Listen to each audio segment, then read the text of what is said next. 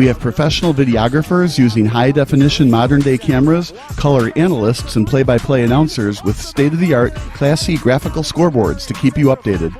Plus, we have commercials to advertise your team, club, or sponsor, and us. Plus, we do pregame and postgame interviews. Hi, everybody, and welcome to the postgame show brought to you by Marion Central Catholic. My name's Kyle Smith. Well, my name doesn't matter. These young ladies matter. It's senior night as the Hurricanes win a battle down the stretch, 48-46. Hi, I'm Carrie Kramer. I swim 50 breast, 50 free, and 100 back. Whatever your sports broadcast needs, we are at sportsbroadcastsolutions.com. Check us out and become part of the digital sporting world.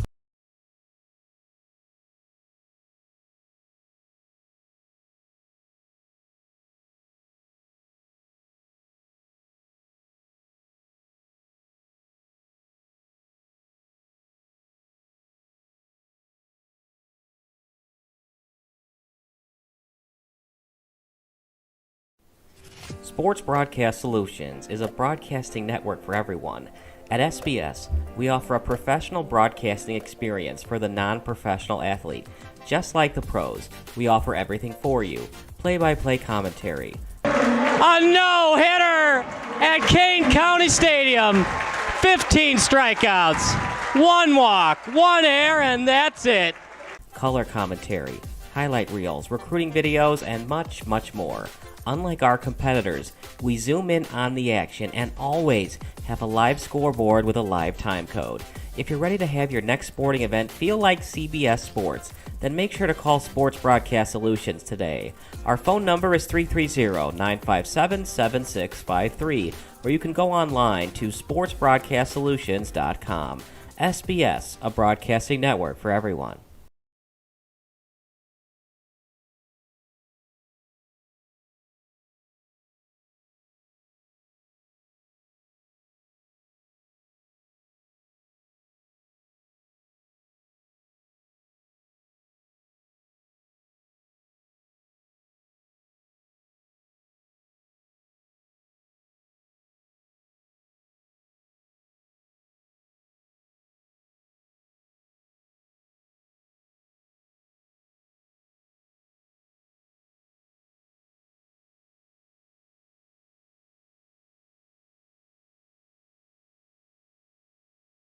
Conference Finals is taking place between the Sacramento Kings and the Los Angeles Lakers. With the Lakers down by 2 in less than 10 seconds remaining, one of the NBA's winningest franchises is very close to succumbing to an insurmountable 3-1 deficit.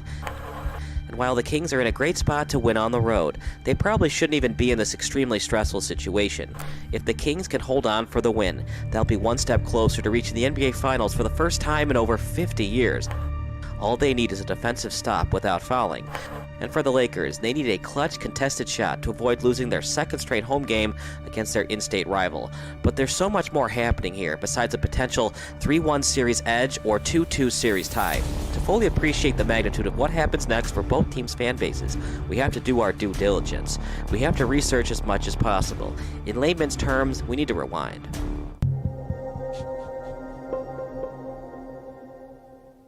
Down by 2 and the clock ticking, the Lakers are in a precarious spot. They can either go for the win with a 3 or try to make a contested mid-range jumper and play for overtime. The Lakers used to own the Kings in the postseason. Shaquille O'Neal even compared the team to their female counterpart in the monarchy system. We're not worried about the Sacramento Queens. The Kings are now playing the Lakers for the third straight time in the postseason. After nearly pulling off an 8-seed versus 1 upset in 2000, Sacramento is trying to avenge last season's playoff sweep at the hands of the two-time defending champions. Going into the 2002 postseason, the Kings were 0-5 in all 5 of their road games at the Staples Center. But things are different this time around, as the Kings won Game 3 in LA just 2 days ago. And with summer less than a month away, the Kings are seconds away from taking a very important 3-1 edge. But the team with the Western Conference's best record shouldn't be in this spot. Let me explain. Sacramento led by 20 points at the end of the first quarter, and they increased its cushion to as many as 24 after a dunk by Hito Turkoglu gave his team a 48-24 lead early in the second quarter. The Lakers then made it respectable by becoming lethal from downtown. 6 of their last 8 points were via the three-pointer, including a buzzer beater by Samaki Walker at the end of the first half. Still, the Lakers are nowhere near their usual dominance against the Kings. A 14-point halftime deficit is certainly better than 24, but with Mike Bibby scoring 15 of his 18 team-leading points away from the three-point line, the Lakers are basically getting destroyed off the dribble. Every single Lakers starter has a plus-minus worse than a -5. Devion George's 7 points off the bench are quite possibly keeping Los Angeles in the game, and for the Kings, they could practically smell a trip to the NBA Finals. All they have to do is hang on for the dub. A 65-51 lead at halftime doesn't guarantee victory, of course, but the Kings can smell blood after getting swept by the Lakers during last season's Western Conference semifinals. The Kings are one step closer to achieving something they haven't done since they used to play in Rochester, New York, reach the NBA championship round. During the infancy days of the National Basketball Association, the small-market Rochester Royals defeated the New York Knickerbockers 4-3. It was a big win for the NBA, as it proved to the fans even small markets could compete with the top media markets and glamour of New York City and Boston. However, even after the team moved to the Rochester War Memorial Arena in 1955, the Harrison brothers were forced to move the team to Cincinnati in 1957, and while the Cincy Royals got close to getting back to the NBA Finals in 1963, those pesky Boston Celtics eventually defeated them 4-3 during the Eastern Conference Finals. In those days, the EC Finals were known as the Division Finals, and the Royals returned to the Division Finals in 1964.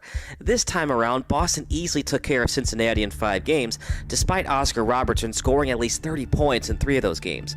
Robertson, Jerry Lucas, and the Royals returned to the playoffs 3 straight seasons from 1965 to 1967, only to meet their kryptonite in the Philadelphia 76ers and the aforementioned Celtics. And by the time 1972 came around, the Kings were forced to relocate between Kansas City and Omaha, Nebraska. Kansas City became the Kings' permanent home during the 1975-76 season, and they stayed there until the 1985 regular season concluded. The last time the Kings advanced to the NBA's version of the Final Four, they played their home games in Kansas City. The Houston Rockets took care of the KC Kings in 5 games that series in 1981, and even during their time in Kansas City, the Kings got swept by the Lakers during the playoffs. That time around, it took place in the 1984 postseason. So if NBA fans take their Kansas City days into account, the Kings are 0-3 in the playoffs against Los Angeles. And for Kansas City fans who still follow the team now that they're in the capital of California, it's personal. So if the Lakers think Peja Stojakovic, Chris Webber, and crew are going to ease up on the home team in the second half, they have another thing coming.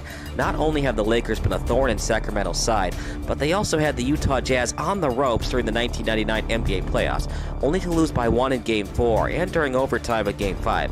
But the Lakers had more than just Kobe Bryant and Shaquille O'Neal to bail them out of trouble. Robert Horry, or Big Shot Bob as he's sometimes called, is no stranger to the pressure cooker. When Horry was in Houston, the Rockets won back-to-back NBA titles during the Michael Jordan brief retirement years.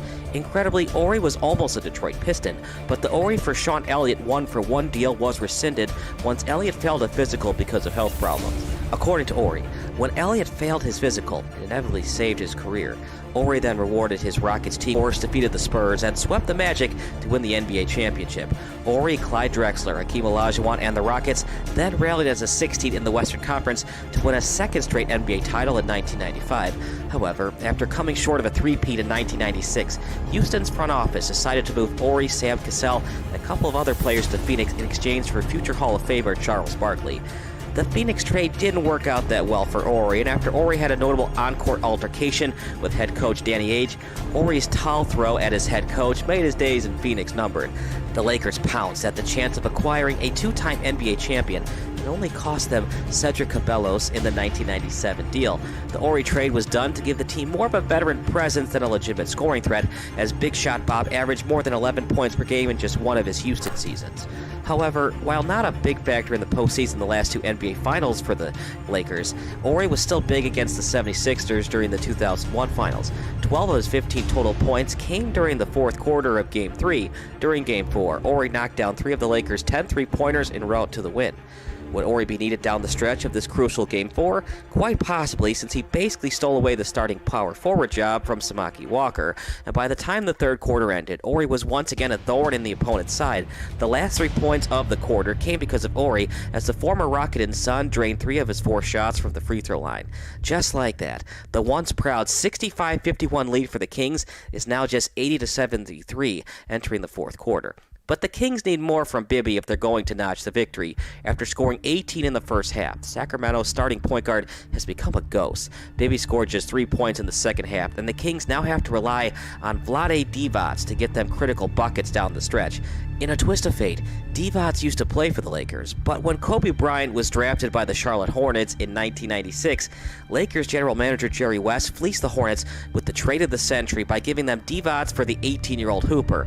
While Divac is not a terrible player by any means, Bryant is one of the NBA's all-time greatest players. Divac wasn't happy about the trade, and he originally threatened to retire rather than move to North Carolina. However, the Serbian center relented on his retirement idea, and the trade became official on July 9, 1996. So not only are the Kings trying to avoid several postseason disappointing finishes at the hands of the Lakers, but Divac would like nothing better than to stick it to his former employer. And he's played great in the second half, finishing with 12 points. His 17-footer made it 98-93 Kings with just 117 remaining. Still, it would have been nice if Divac made both of his free throw attempts with under 12 seconds to go.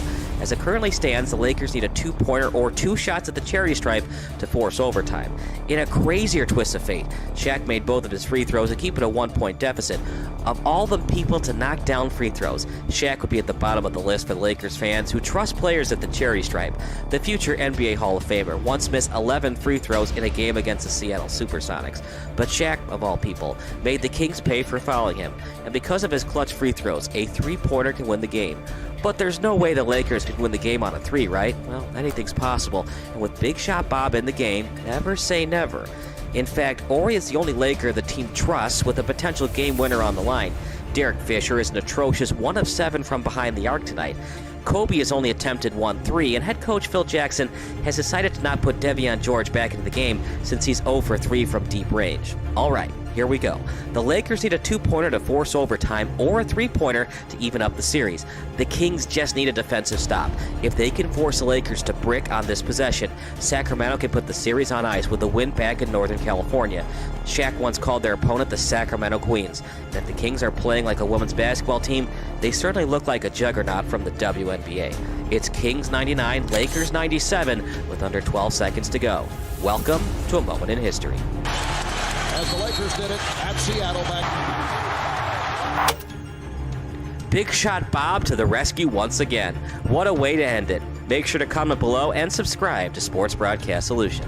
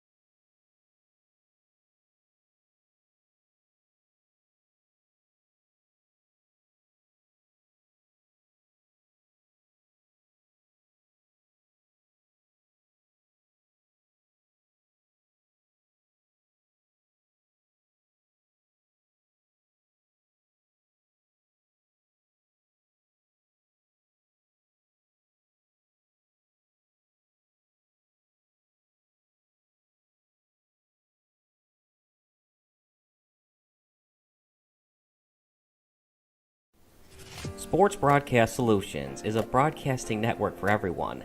At SBS, we offer a professional broadcasting experience for the non-professional athlete.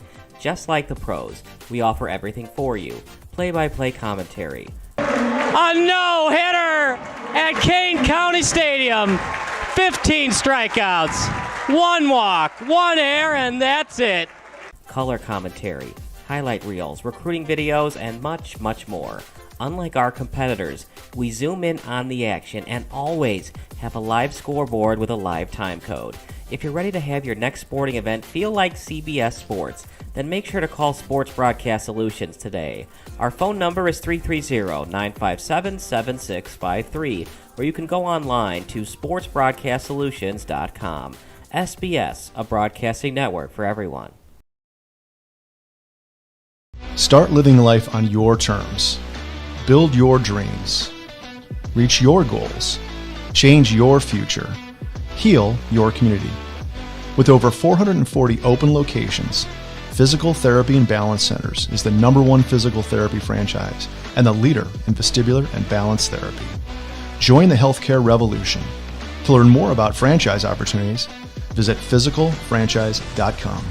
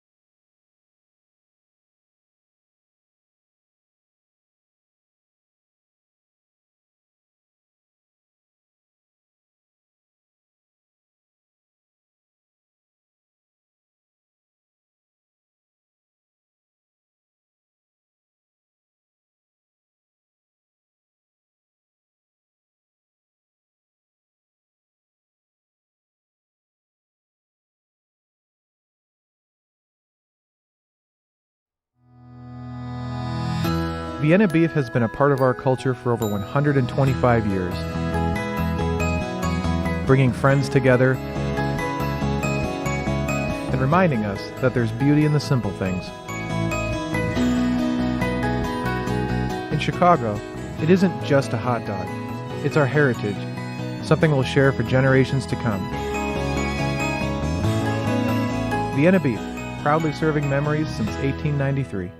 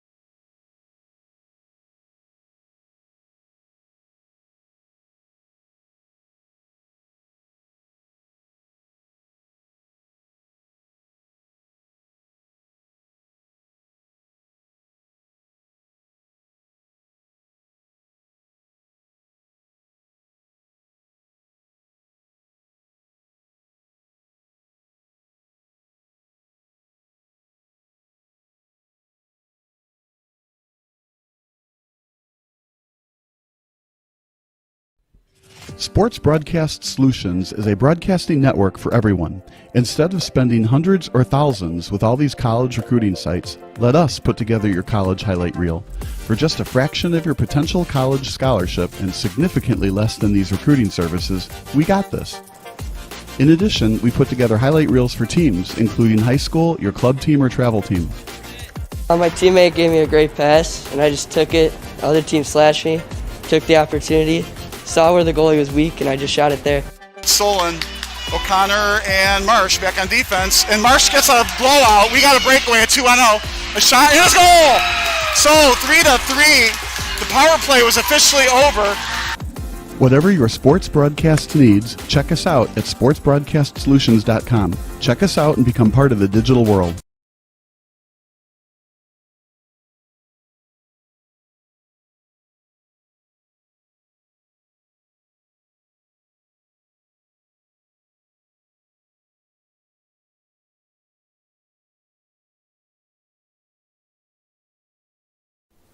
Sports Broadcast Solutions is a broadcasting network for everyone. At SBS, we offer a professional broadcasting experience for the non-professional athlete. Just like the pros, we offer everything for you. Play-by-play commentary. A no-hitter at Kane County Stadium. 15 strikeouts, 1 walk, 1 error, and that's it. Color commentary, highlight reels, recruiting videos, and much, much more. Unlike our competitors, we zoom in on the action. If you're ready to have your next sporting event feel like CBS Sports, then make sure to call Sports Broadcast Solutions today.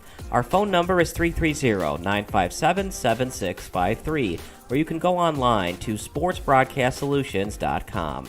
SBS, a broadcasting network for everyone.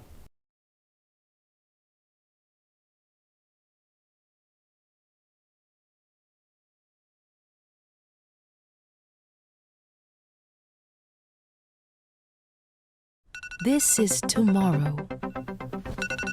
Tomorrow, very early, someone will go on her first ever run. Right after, Shelly Ann will run the 100 in under 10 seconds. By lunchtime, a shoe will grow from a seed. The WNBA will surpass the NBA in popularity. This tennis legend will launch her own video game. Also, tomorrow, we will all finally respect athletes' mental health. A woman will run a marathon on Mars. Tomorrow, we will celebrate new champions. And one sport is declared a human right. Tomorrow, we'll go really crazy. Marie Antoinette will score 7 in 7 minutes. Guy will land a 16-20. LeBron will score 120, and I don't know what this is, but it looks amazing. Of course, the internet will break. Well done, tomorrow.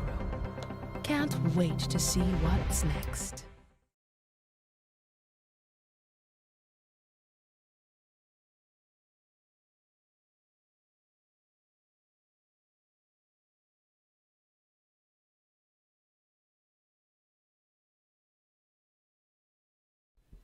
Sports Broadcast Solutions is a broadcasting network for everyone. Instead of spending hundreds or thousands with all these college recruiting sites, let us put together your college highlight reel. For just a fraction of your potential college scholarship and significantly less than these recruiting services, we got this. In addition, we put together highlight reels for teams, including high school, your club team, or travel team. My teammate gave me a great pass, and I just took it. The other team slashed me, took the opportunity, saw where the goalie was weak, and I just shot it there. Solon, O'Connor, and Marsh back on defense. And Marsh gets a blowout. We got a breakaway at 2-0. A shot, and a goal! So 3-3. The power play was officially over. Whatever your sports broadcast needs, check us out at sportsbroadcastsolutions.com. Check us out and become part of the digital world.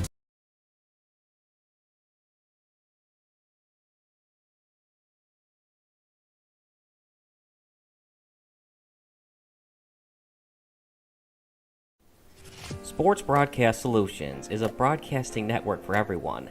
At SBS, we offer a professional broadcasting experience for the non-professional athlete. Just like the pros, we offer everything for you. Play-by-play commentary. A no-hitter at Kane County Stadium. 15 strikeouts, 1 walk, 1 error, and that's it. Color commentary, highlight reels, recruiting videos, and much, much more. Unlike our competitors, we zoom in on the action and always have a live scoreboard with a live time code. If you're ready to have your next sporting event feel like CBS Sports, then make sure to call Sports Broadcast Solutions today. Our phone number is 330-957-7653, or you can go online to sportsbroadcastsolutions.com. SBS, a broadcasting network for everyone.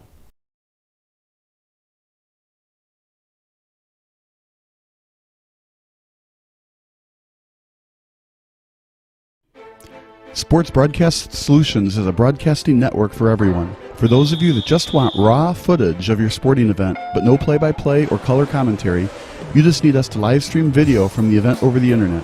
We will live stream your event on YouTube on our Sports Broadcast Solutions channel. In addition, we also have a dedicated channel on YouTube for live streaming at SBS Livestream. And if you need multiple channels, we can utilize Facebook Livestream and Instagram Live on our channel as well. Options include commercials from your sponsors, professional scoreboard graphics are still available, and of course, yes, pre- and post-game interviews are available as an option if you want. We've been working really hard this whole summer and stuff. Whatever your sports broadcast needs, we are at sportsbroadcastsolutions.com. Check us out and become part of the digital sporting world. Missing your child's sporting event just plain stinks. But you don't have to worry about that anymore, thanks to Sports Broadcast Solutions. SBS is a live broadcasting network, as well as covering your on-demand needs, recruiting videos, highlight reels, and much, much more. We can broadcast live to any website, and we also post as much on-demand content as you need. For more information about SBS, check out our website at sportsbroadcastsolutions.com. Sports Broadcast Solutions, a broadcasting network for everyone.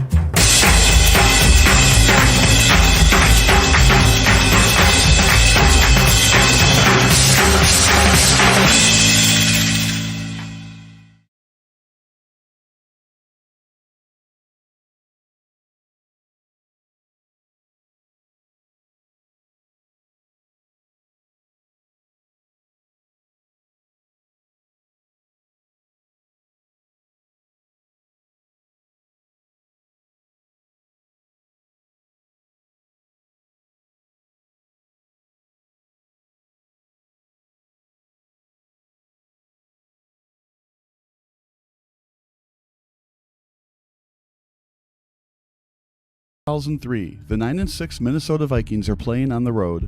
A win in this game clinches a playoff spot for the Vikes. And with the Cardinals entering the contest with a record of 3-12, it looks like Minnesota is headed back to the postseason. The ball is placed at the 28-yard line, but with the Cardinals down by 5 and under 10 seconds remaining, a field goal does them no good here. As such, it's up to quarterback Josh McCown to heave up a Hail Mary for the incredible comeback win. But a lot is happening here. In fact, there was a lot of drama coming into this moment. We need to understand where both teams currently stand. Nothing is ever simple in football, especially when it comes to a Hail Mary attempt. Win or lose, it's coming down to the last play for both teams, and for that, we need to rewind.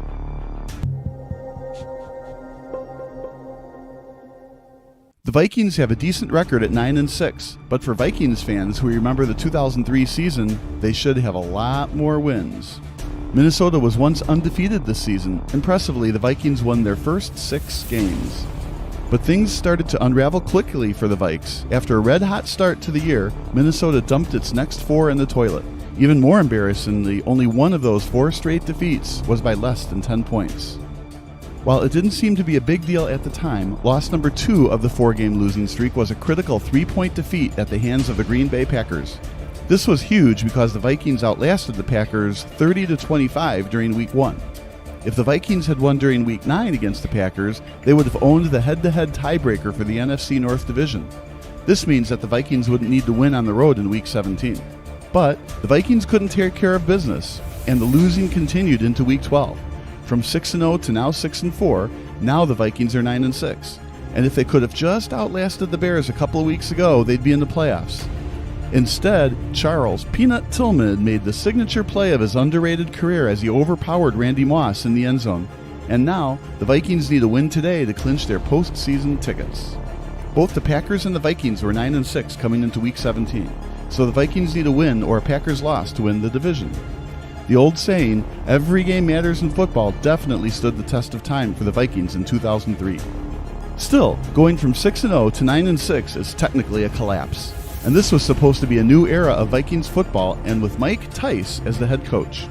Gone were the days of Dennis Green's Vikings blowing playoff leads or getting dominated in the tournament. Green's Vikings went 15-1 during the 1998 regular season, but they couldn't finish the deal as the Dirty Birds Atlanta Falcons upset them at the Metrodome during the NFC Championship game. Didn't Green know the Dirty Birds, who he thought they were, but he still left them off the hook? But they are who we thought they were, and we let them off the hook. A primarily running team led by Jamal Anderson, the Falcons took advantage of a late missed field goal by Gary Anderson and then won in overtime.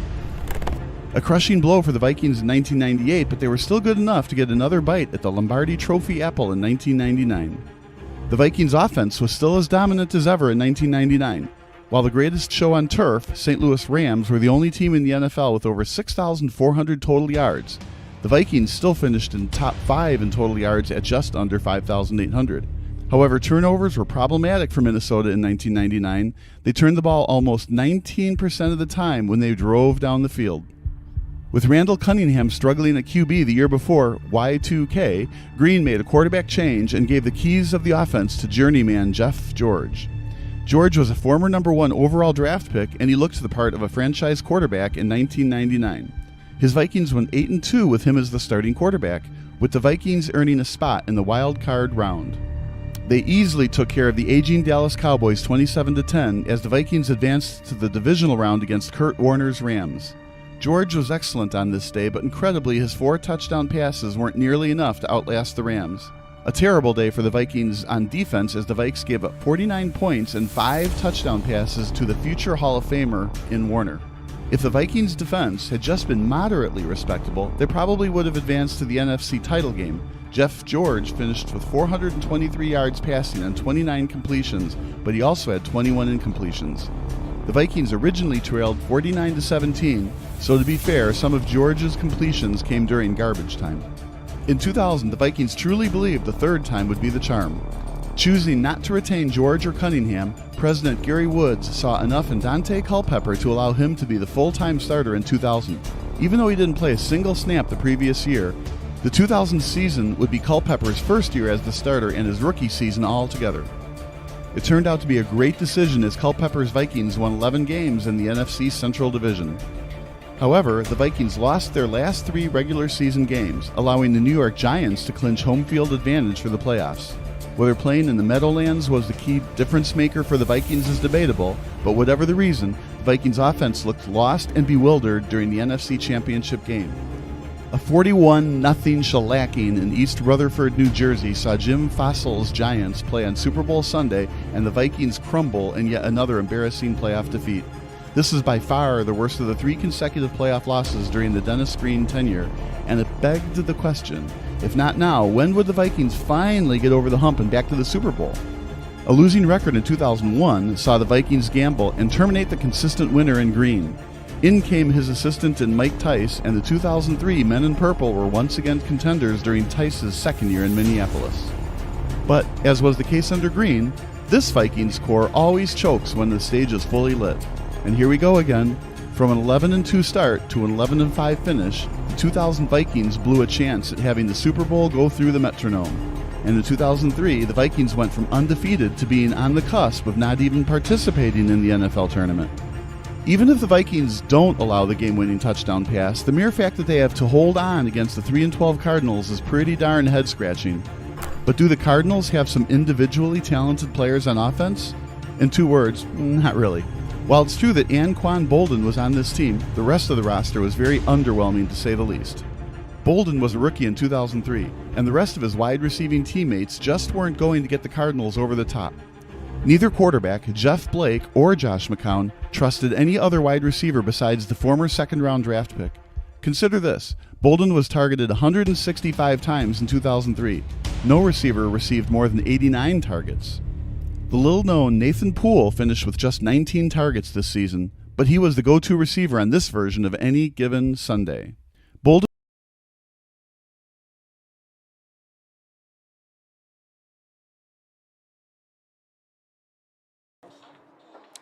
Good afternoon and welcome to Stewart Field on the campus of the Illinois Institute of Technology for another edition of Midwest Premier League action as Chicago House AC host the Iowa Raptors. Thanks for joining our second broadcast of the weekend as House looks for their second home win in as many games. I'm Alex Campbell. A beautiful, picture-perfect Sunday late afternoon, early evening for soccer here on the near south side in Bronzeville. Let's take a quick look at the lineups for each team. First, for the visiting Iowa Raptors, in goal is number 0, Hakan Visch. Number 2, Tim Schuthofer. Number 3, Dawson Swearingen. Number 6, Mateus Lewis. Number 10, Jace Berger. Number 11, Muazu Segir. Number 13, Malo Charles. Number 14, Yue Matsushita. Number 17, Marino Mateo. Number 21, Benny Mubake. And number 23, Antonio Amo Cuellar. And now for the House, in goal is number 18, Tony Halterman. The back four are number 12, Shaquan Reed. Number 13, Oscar Dunkel. Number 15, Naz Kabani.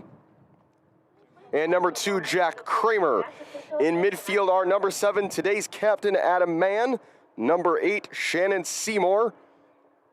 And number 94, Damon Almazan. On the wings are number 17, Jen McLeod, and number 25, Musa Morris. And up front today for the House is number 11, Georgi Spasov. The House are coached by Matt Poland. He's assisted by Eric Saley. Chicago House in the all-black uniforms today. Iowa Raptors in a combination of blue and white. House will be going left to right in this opening half. Iowa right to left. Quick conversation in midfield. That is House captain Adam Mann, native of Gloucester, England. Veteran of Gloucester, Evesham, and Bath City in the 5th and 6th tiers of English professional football.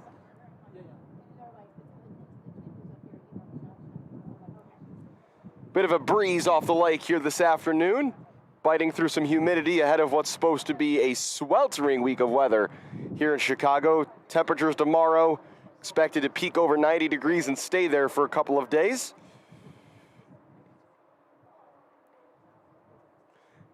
Bit of a change from the lineup that Matt Poland put out on Friday night as House got their first home win of the season. Halterman has replaced Velikin in goal. Guy Diotti has been replaced on defense by Oscar Dunkel. A.R. Smith has been replaced by Jed McLeod. And Alex Salvino has been replaced by Georgi Spasov. Spasov did come off the bench late in that win. Helped House see out that 1-0 victory on a goal from Naz Kabani. Looks like it's going to be Jack Kramer at left back tonight, starting in that position, as Oscar Dunkel, the 17-year-old, will partner Naz Kabani in central defense. And if this game is anything like the last game for House, there's going to be some fluidity between the midfield and wing positions. Looks like it'll be Damon Almazan starting on the right. Musa Morris will start on the left with Spasov through the middle. And the Raptors have us underway here at Stewart Field. Early pressure coming from House as the Raptors work it along the near side. Pressure there from Almazan. That pass cut out by Reed. Dunkel got a foot to it. And now it's sprung forward down the near side. This is Mubake. Mubake up against Reed. And Reed will concede the first corner of the match in the match's first minute. Over to take it along the near side will be number 17, Marino Mateo. Looks like it'll be a left-footed outswinger as Iowa players gathering on the opposite side of the penalty area. Outswinging corner toward the near post. Flicked on well, but there was no second touch. Halterman left in a bit of no man's land as getting his forehead to it was the striker, number 23, Amo Cuellar. Looks like it will be a 4-3-3 formation for the Raptors today, as here is Oscar Dunkel, the former Barcelona, Arizona residency player. He's a rising senior at Loyola Academy up in Winnetka. It's given away by Reed. Quick on the counter come the Raptors, but Dunkel does well to shield that away from Amo Cuellar.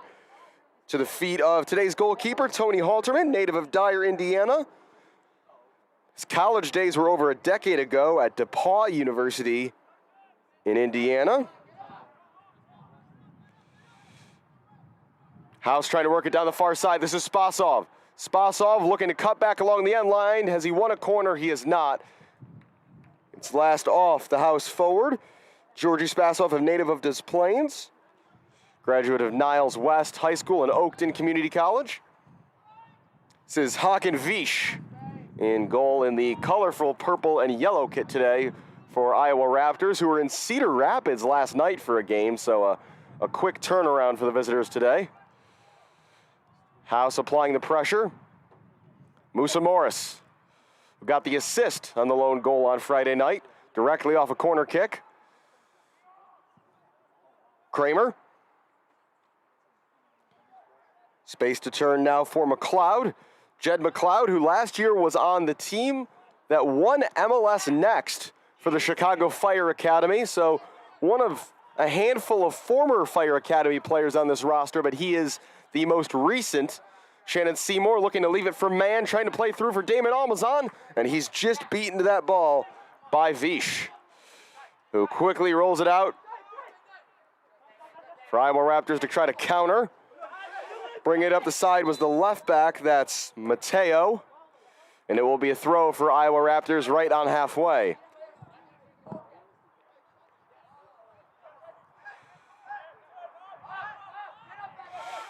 Back for Swearingen. Swearingen's pass went right to McLeod. Mubake trying to flick it on. Dunkel, halfway clear, headed back forward. Dunkel battling there, and battering, I should say, isn't wrong with Amo Cuellar. Send forward. Naz Kabani jumping for it against Muazu Seguir. Here's Adam Mann. Morris, lots of space for Almazan. For now, back to Dunkel. Dunkel, Reed. Back again for Oscar Dunkel. Played in the UPSL for Chicago Nation previously in the ever-changing landscape of lower division men's semi-professional soccer.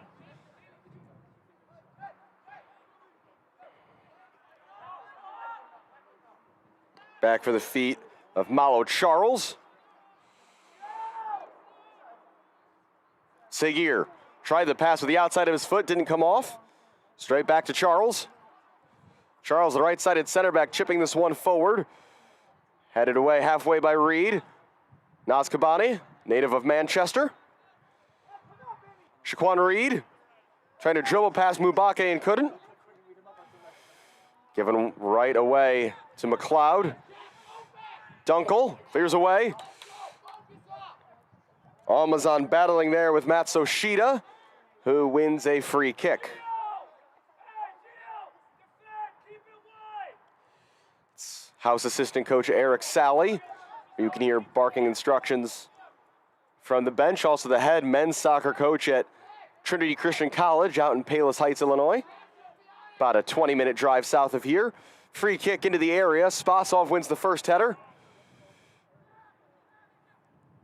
Chipped along the end line. This is Berger going to work for the Raptors. Berger, left-footed cross, immediately headed away by Shannon Seymour. Berger will take the throw. Quick throw in down the line for Schuthofer. And will that be a goal kicker corner? It is a corner, the first one from the opposite side. The second here in the opening 5.5 minutes for Iowa Raptors. And going over to take this will be Jace Berger, the man wearing number 10 today for the visiting team. Again, no shortage of options in the penalty area on this corner kick. in swinger low toward the near post, bounces and is deflected wide. It will be another corner kick. Everybody looked a bit uncertain, but it was Jack Kramer, currently a rising sophomore at Chicago State, one of several Cougars on the roster, native of Bourbonnais, Illinois. Another in-swinging corner, this one right down the middle, and an easy claim for Tony Halterman, who has some professional arena soccer on his resume, as is very common to see at this level. Oscar Dunkel. Dunkel, a player who will, as a rising senior, have a big decision to make over the next 12 months about where he's going to play collegiately. Getting some good summer experience, though. Again, transitioning from the Barcelona Residency Academy in Arizona. Out of play as that ball long was looking for Benny Mubake. Jen McLeod simply crowded out there. House looking for a foul. McLeod does well to slide back in and win it back. Here's Shannon Seymour with some room to move. Seymour was clipped. Referee will play advantage for the moment. Seymour clipping it through, and the advantage didn't end up materializing, but certainly something to watch as Seymour, with excellent footwork there, maybe the most technical player you'll see on the field today. Shannon Seymour, the former Northwestern Wildcat, wearing number 8, playing in the middle today for the House. Jed McLeod, Musa Morris. Morris surrounded, finds Adam Mann. Seymour rolling it wide. Spasov, first time cross toward the near side. Long run for Adam Mann all the way up from defensive midfield. Trying to force a touch there on the end line, and does, and it's a corner kick. Excellent veteran work there by Adam Mann.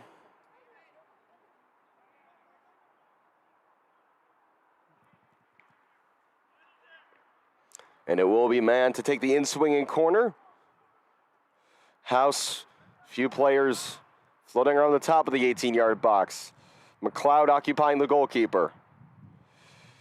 Mann in swinger toward the far post. Keeper didn't get a clean touch to it and was fortunate to have the deflected ball come right back to him. Vish able to cover. Immediately looking long down the near side, making the run is Marino Mateo. And a foul committed by Mateo as he went up for that ball. Throw in right on the halfway line, free kick right on the halfway line for House. Quickly taken by Oscar Dunkel.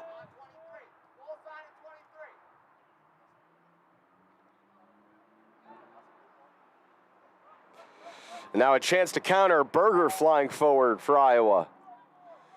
Right-footed cross into the middle. Dunkel, good defending, gets over to cut that away. Spasov trying to turn. And able to win a throw-in. Musa Morris looks like he's going to be operating now in that center striker position with Spasov shading out toward the left.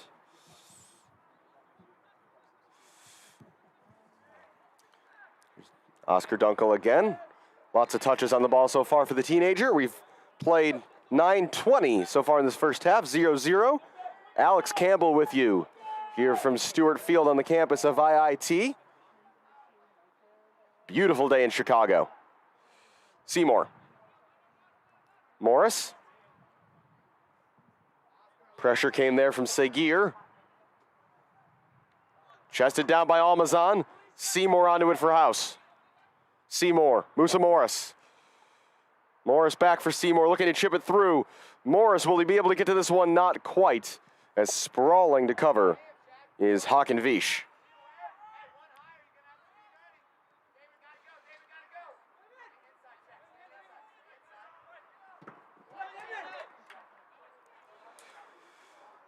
Damon Almazan forcing that throw there, starting again on the right side today as he did on Friday night.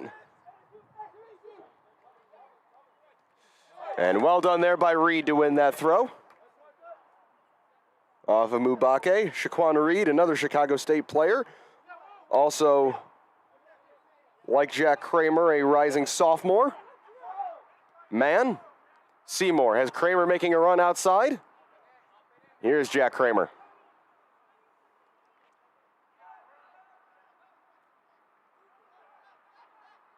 McLeod. Couldn't quite connect with a teammate. Back to Vish. Certainly House connecting more passes together so far in the opening 11 minutes. Everything really, though, for Iowa going through that left back, Mateo. Room to move there for Seguir. Outside finding Berger. Berger cutting onto his left. Still Berger. Past another defender. Berger cuts back inside, and Kramer had to clear away as an Iowa player was closing in. Kept in play on the far side by Spasov.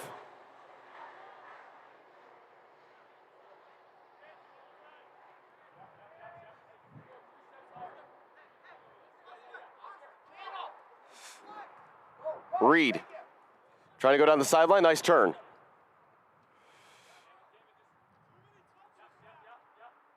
Damon Almazan. Almazan, McLeod. Space for Naz Kabani in the center circle. Spasov. Kramer on the overlap. Spasov. Strong challenge there by Tim Schuthofer of Iowa. Berger in no hurry, bringing it the other way for Iowa. Kramer came back to challenge and won the ball fairly, says the referee. Morris space to turn.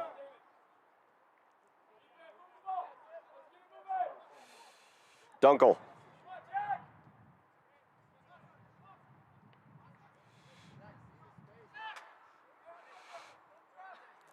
Majority of the action on this near half of the field so far, as Dunkel looks for the crossfield ball for Spasov. Good first touch.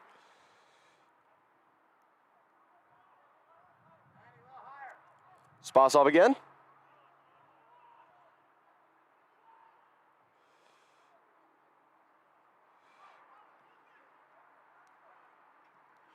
Almazan operating more centrally now. Mateo again on the near side, looking long. Out of his area is Halterman. Got a touch on it. That deflection could have gone anywhere. It's going to stay just in play. And in the end, it's put out for a goal kick. Well done by Naz Kabani to knock that off the charging attacker. Goal kick, Chicago House. 13:25 played here in the first half.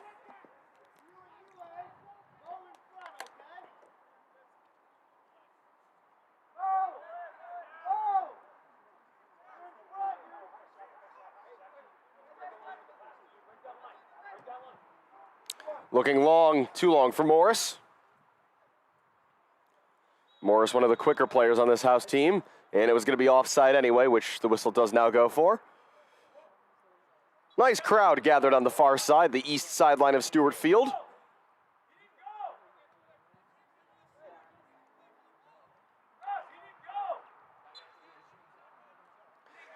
House bench is saying that seeing as Musa Morris didn't actually run down that ball, there was no need to call for the offside, and they could have simply allowed it to be a goal kick for Iowa Raptors.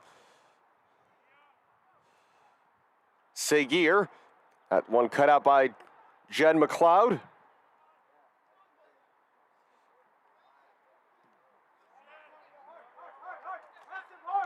Reed down the line.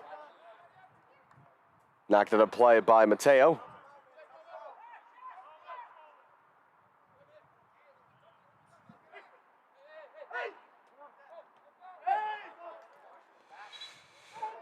Throw this time for Iowa Raptors. Neither team able to string too much together as of yet. Again, this is a House team that played just 2 days ago, and an Iowa team that played last night, so neither team as rested as they would ideally like to be. That's a good step there by Naz Kabani. This is knocked out of play by Berger.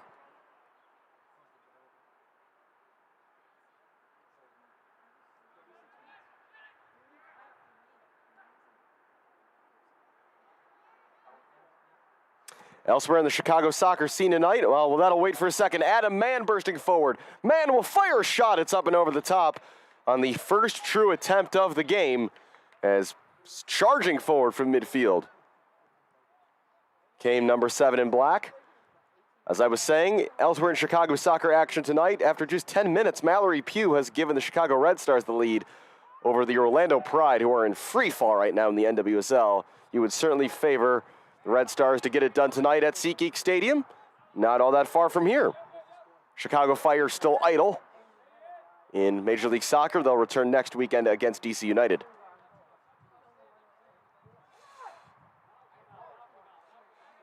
Dunkel.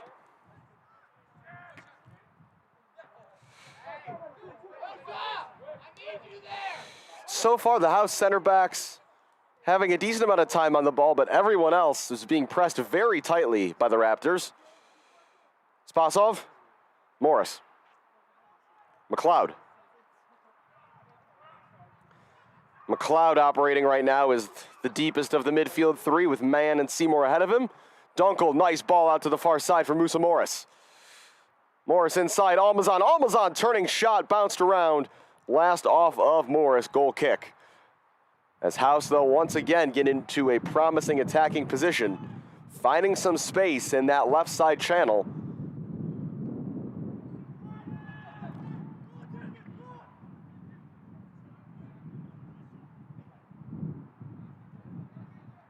Mateo Marino, was he fouled? Referee says he was. And immediately Almazan making sure he's all right. Referee with simply a warning for Damon Almazan. And Marino has stayed down.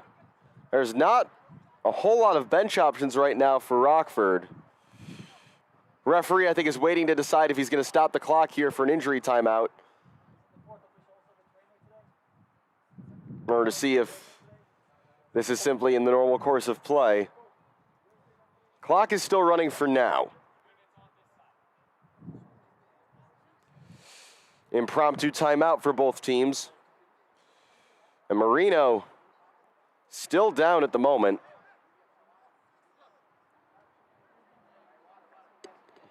Raptors want a card. Referee says no. Longer conversation happening with Damon Almazan. And the thing about this is Marino is currently off the field, although he's just rolled back on a bit.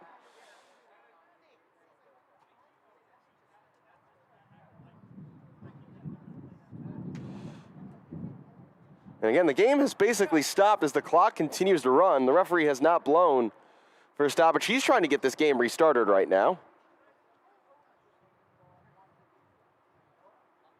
Again, looks like only 4, maybe 5 players on the bench today for the Iowa Raptors.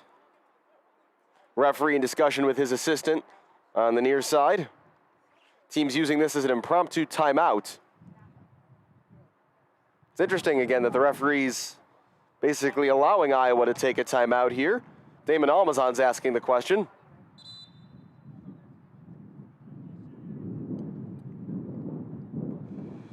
Hopefully Marino's all right. But an opportunity there for the Raptors to talk some things over.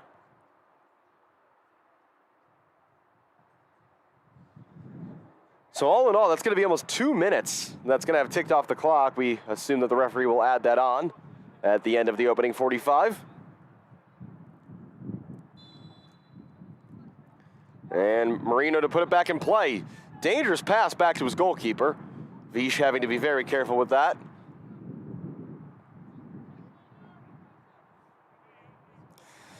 Matsushita gave it away almost. Went back to his keeper. Almazan trying to pinch in. Schuthofer having to be very careful as he finds Marino. Good first touch. Marino up the line. It's off the shoulder of Amo Cuellar, who was eventually able to control. And well done there by Oscar Dunkel to knock that away from Amo Cuellar.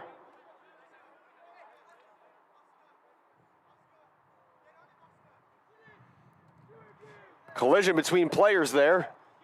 Reed first to get to it and makes the smart play to simply put it out for a throw-in. Marino still walking a little gingerly, but looks to be okay to continue. Header won by McLeod. Almazan battling with Marino again over the head kick. Last off of Reed. But the offside flag is up on the far side against Antonio Amocuellar. Free kick for House.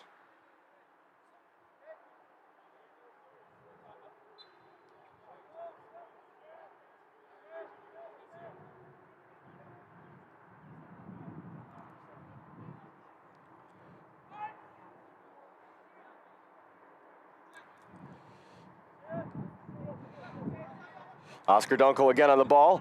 Almazan trying to turn in traffic. Picked up by Matsushita.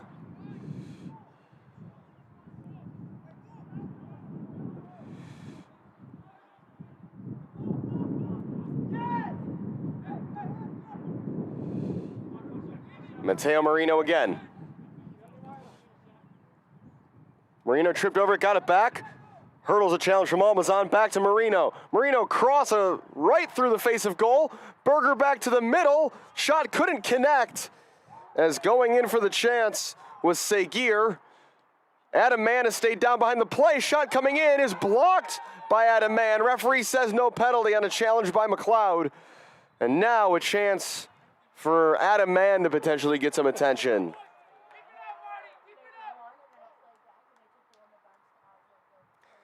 Didn't see what happened for Mann to go down. But a missed opportunity there. One pass too many, I think, for the Raptors. Jace Berger looked like he was in an excellent position to shoot with his left foot. Instead, tried to make one more pass. And Chicago House able to scramble the ball away on what was the most dangerous opportunity Iowa have created so far in the first half of this first half as we approach 23 minutes played. Adam Mann back to his feet. And the Raptors will do the sporting thing and just send that throw into Tony Halterman.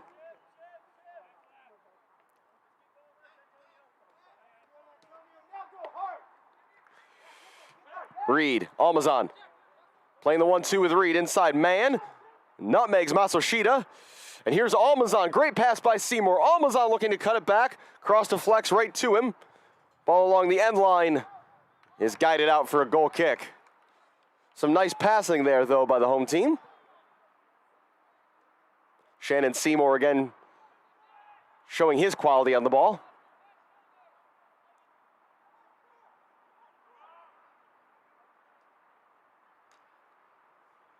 Pass infield, looking for Lewis.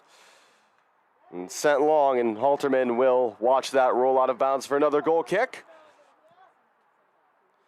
Each side with a few brief moments so far, but not much to write home about yet. We do appreciate you taking the time to spend some of your Sunday with Chicago House AC Soccer.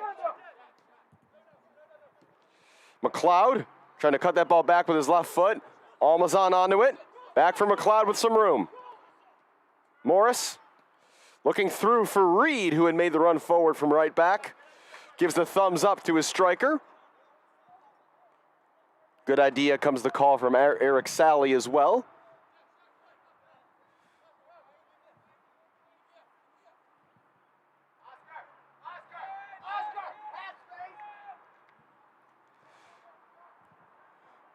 Both teams making a habit of trying to build out of the back. A little surprising for Iowa, who haven't been able to string as much together and have a very tall physical center forward out there. That ball rolled out of play and will be a throw-in.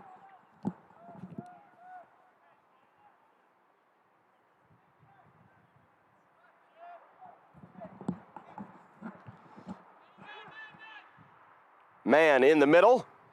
Lots of pressure, though, coming there from the Raptors. Chance here down the near side for Amocuellar. Amocuellar, first time cross, blocked away for a corner by Oscar Dunkel.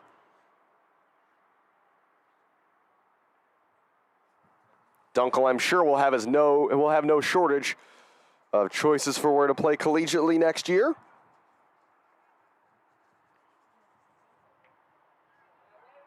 Great experience for a high school player to already be playing against mostly players much older than him, as Amocuellar is disappointed in that headed effort. A free header for the Raptors striker that goes way over the bar, and potentially a missed opportunity there on that corner kick.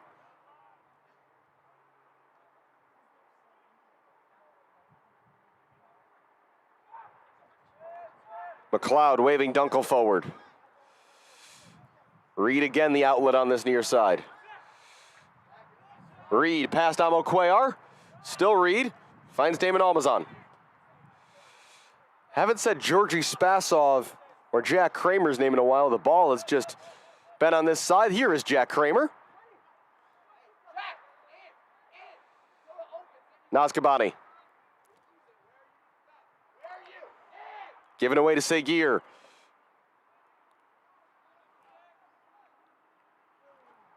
Charles. Schuthofer. And now Seguir again looking for the big switch. Mateo Marino. Just able to keep that in play. Almazan picks up the loose ball. Almazan circling back for Reed. Pressure coming from Amo Cuellar, who's playing more as a left winger right now than a striker like he started the game. It's Benny Mubake who's occupying that central role most of the time now for Iowa. Dunkel looking to break lines with that pass, but Marino, who's been everywhere so far in this first half, cuts that out. Trying to find Mubake. Dunkel sliding in and winning a physical challenge. And getting the worst of that collision was Benny Mubake. You certainly wouldn't know that Oscar Dunkel was only 17 years old.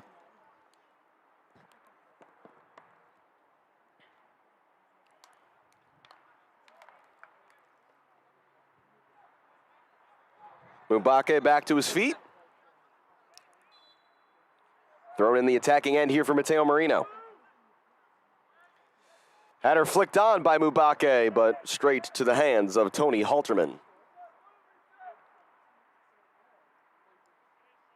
Chicago House don't really have a number one keeper. They kind of rotate between Joel Estrada, Tony Halterman, and Vlad Velikin, who was in goal on Friday night. Plenty of quality between the sticks for House.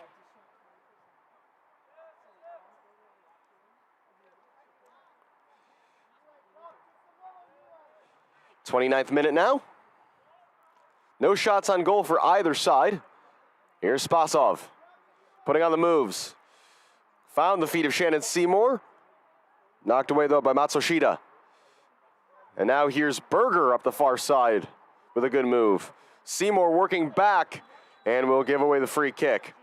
But maybe a smart foul to commit under the circumstances, as Berger was going through the gears. Berger wants a yellow card.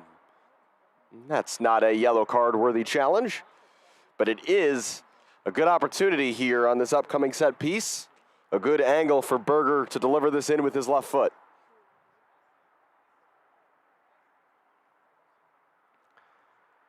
All but two outfield players for Iowa Raptors, or I should say now all but one outfield player involved in this set piece.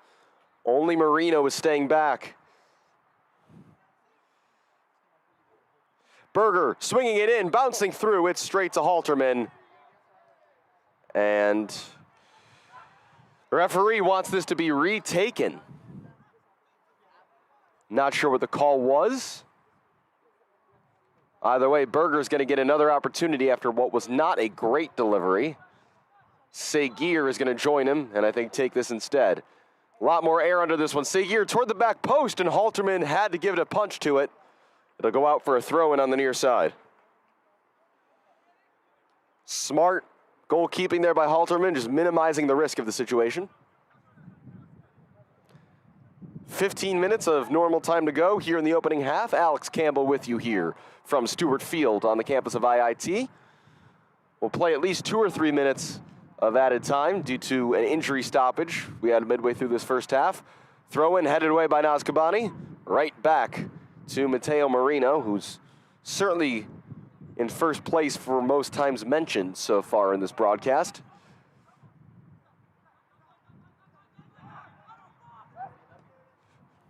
Sent across by Swearingen. Berger trying to win it. Knocked loose, and it's a race between Spasov and Matsushita. Won by the Iowa midfielder.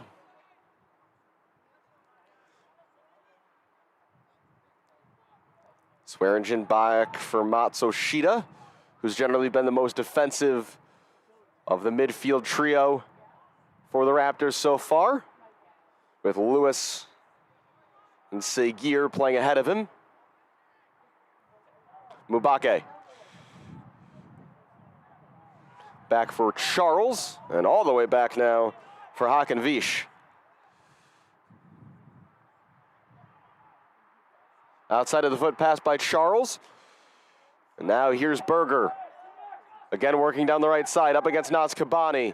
Good initial challenge by Kabani. Berger tries to get it back and knocks it off of the English house defender. Berger gives himself a running start on this throw-in. Header flicked on. Amo Cuellar couldn't direct it toward goal, and the volley is struck over the bar by Muazu Seguir. Again, maybe a case of one or too many passes there. I'm surprised Amo Cuellar didn't try to head that on target himself, but Seguir got all of that one just over the fingertips, and from his perspective, thankfully, the bar of Tony Halterman. That's the best look Iowa Raptors have had so far. Again, still no saves to make for either goalkeeper in this one.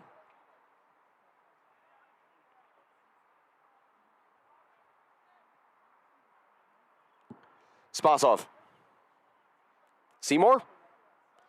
Couldn't quite find the foot of Musa Morris. That ball's going to stay in play, though, as it rolls down toward the end line and eventually out for a goal kick.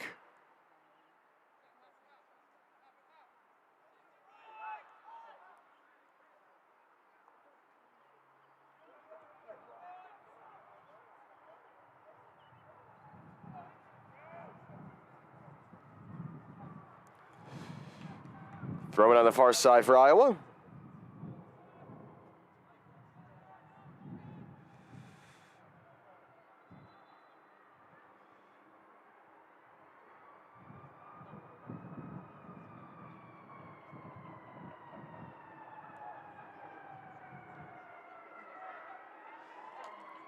Dunkel.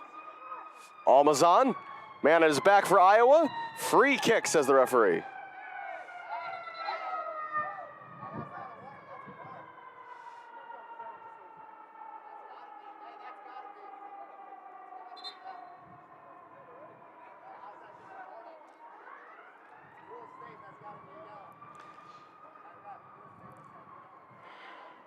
It's Matteo Marino who fouled Almazan there. Bit of a battle going on between those two so far in this first half. And based on the referee's actions there, probably a final warning before a yellow card for Marino.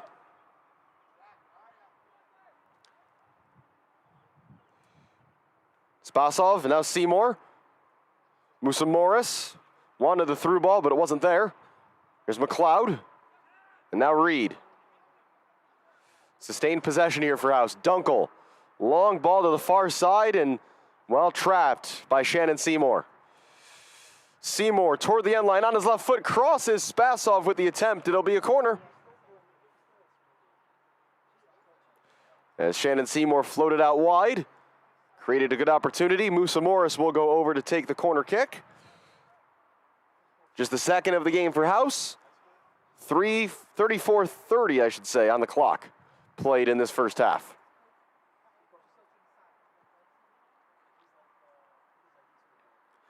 Morris in swinger toward the near post. Cleared away. Reed looking to send it right back forward. Schuthofer, now intercepted by McLeod. Morris, was he fouled? Yes, he was. Very good position for an attacking set piece now for Chicago House. Just a couple yards outside the penalty area.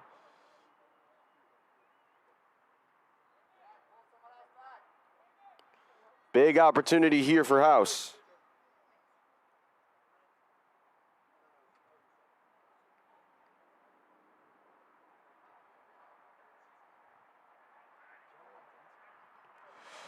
Group of players gathered around.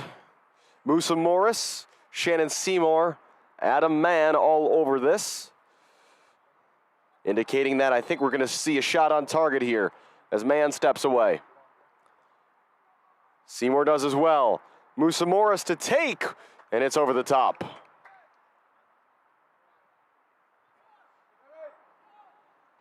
Do think that was the right decision, though, to shoot, and we're going to see a sub. First one of the game, Jonah Dancer coming into the game. 2 subs being made. Coming out of the game is number 2, Tim Schuthofer. It's an interesting change. First of the game on the far side, so Schuthofer is off, and into the game goes Jonah Dancer. Iowa Raptors substitution in the 37th minute. Entering the match, number 12, Jonah Dancer. Exiting the match, Tim Schuthofer. That's 12 for 2 in the 37th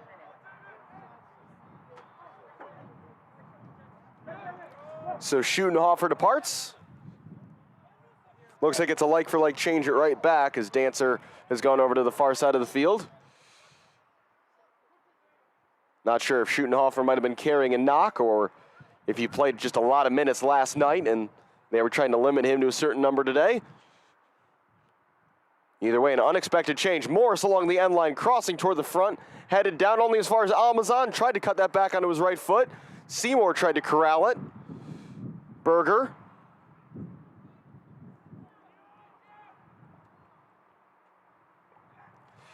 And a foul, and then a push afterward. Berger battling with Kramer, who throws his hands up.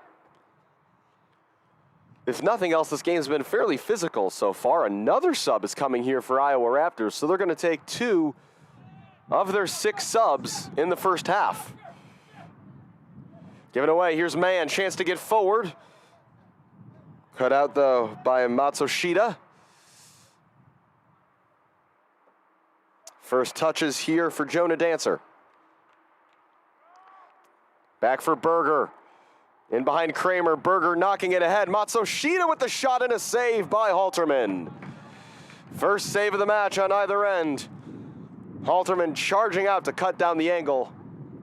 Corner kick only for the Raptors, who will make another sub. Coming into the game is number 7, Alan Kim.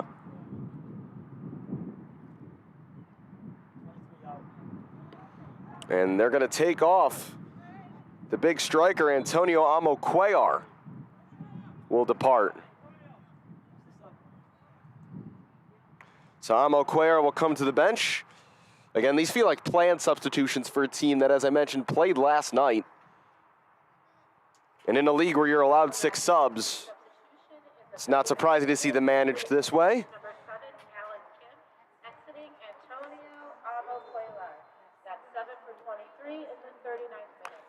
Outswinging corner in low, and a very elaborate attempted flick there by, I believe, that was Dawson Swearingen. It's out for another corner. New ball is needed, though, on the far side. And one of the kids helping with the balls hands it off to an adult who's able to get it down the field quite a bit faster. Good teamwork there by the volunteer staff. Another outswinging corner coming here. This one right into the middle of the box. Heads go up. No one wins it initially. Mann flicks it away.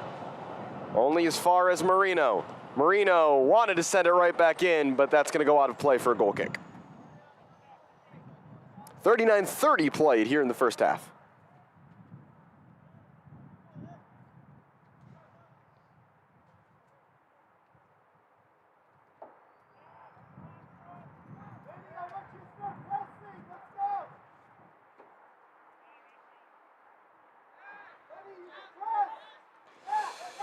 Dunkel now under pressure, something we haven't seen as much from the Raptors front line. And now with Alan Kim in the match, suddenly a much more aggressive press, and it's paid off here. Segur's pass behind Lewis. Lewis chipping it back forward onto the chest of Kramer. See more time to turn. Almazan chasing Charles back.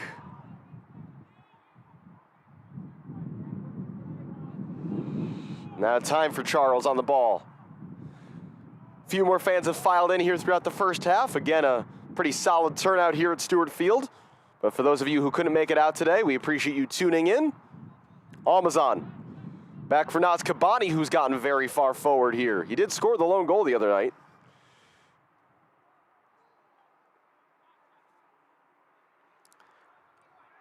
Spasov Shannon Seymour. Seymour, room for a shot, has a go, and slices it just high and wide. Shout out to Strikers FV 2013 from Geneva, who are supplying the ball kids today. Always good to see young players getting a front row seat. Able to help out a bit as well. It's a great thing about having more teams at every level here in the Chicago area, and we're seeing it both on the men's and women's side. The non-league game growing, which is awesome to see. And I think this is going to get pulled back for a foul, and it is. Another collision. That second one was between Mubake and Dunkel. Referee is going to pull things back, though, for a foul on Jace Berger. Mubake back to his feet, so he's all right. And a yellow card has been shown, I think, to number 17, Jed McLeod, for the initial challenge. And no complaint. Naz Kabani got the yellow card.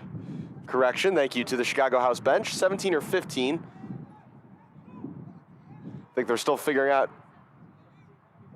So, okay, actually, we're going to go back. Jed McLeod has picked up a yellow card. And again, he didn't argue with it much.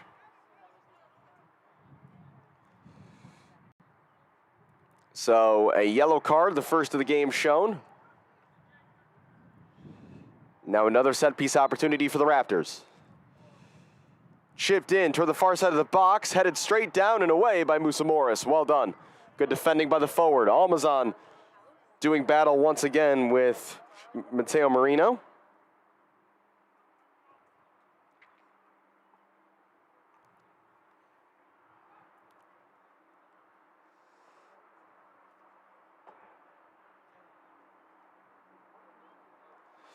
Well done by Kramer on the far side to win a throw as we approach the 44th minute here in the opening half. Still 0-0 between House and Iowa Raptors. Naz Kabani. Ball down the far side. Almazan giving chase and headed back to his keeper by Dancer.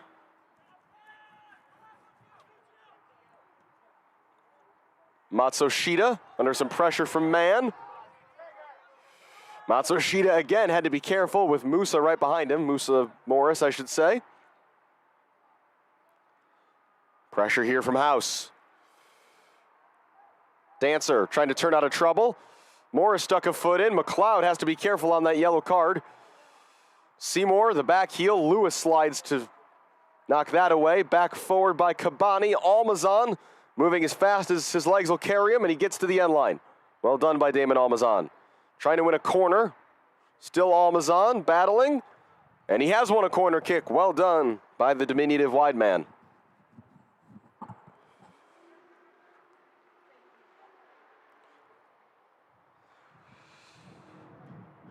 Fourth official, I believe, waiting to hear how much time we're going to have added on. I'd expect it's going to be at least 3 minutes. Musa Morris setting up to take the corner kick.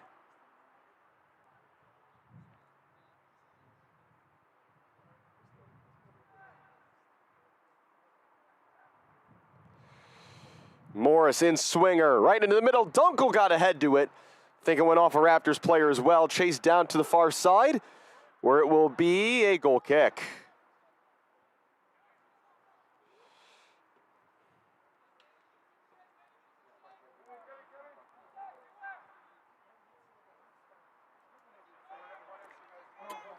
Only 1 minute going to be added on. That's a surprise. After a long injury stoppage that took at least 2 minutes, as Mateo Marino was attended to. Seguir looking to play it through, trying to run it down as Berger. Naz Kabani fires one into the bench. He wants a free kick. And I expected one to be there too. Aggressive there from Jace Berger. And Matt Poland wondering what his side has to do to get a free kick in this game.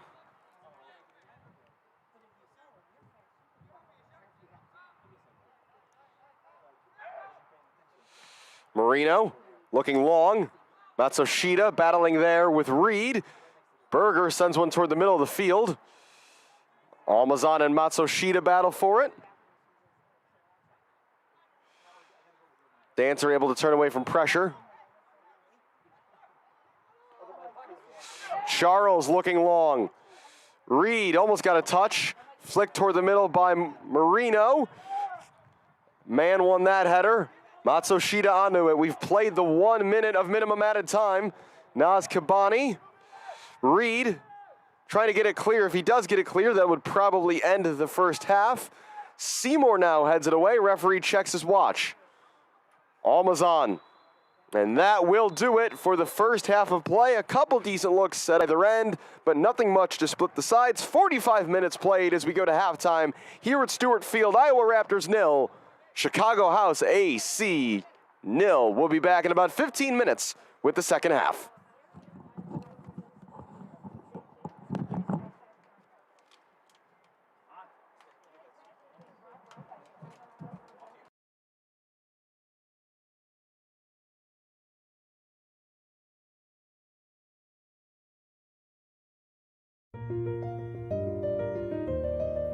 When it comes to orthopedics, we've done something extraordinary here along Chicago's North Side lakefront. We've gathered experts in every orthopedic specialty to create the Chicago Center for Orthopedics at Weiss Memorial Hospital. Weiss Memorial to receive the Joint Commission's Gold Seal of Approval for hip and knee joint replacements. From hips to hands, from spine to feet, our specialists offer surgical and non-surgical care for all types of orthopedic problems and revisions. If you're ready to start living without pain, the orthopedic experts at the Chicago Center for Orthopedics at Weiss Memorial Hospital can help. Request an appointment today.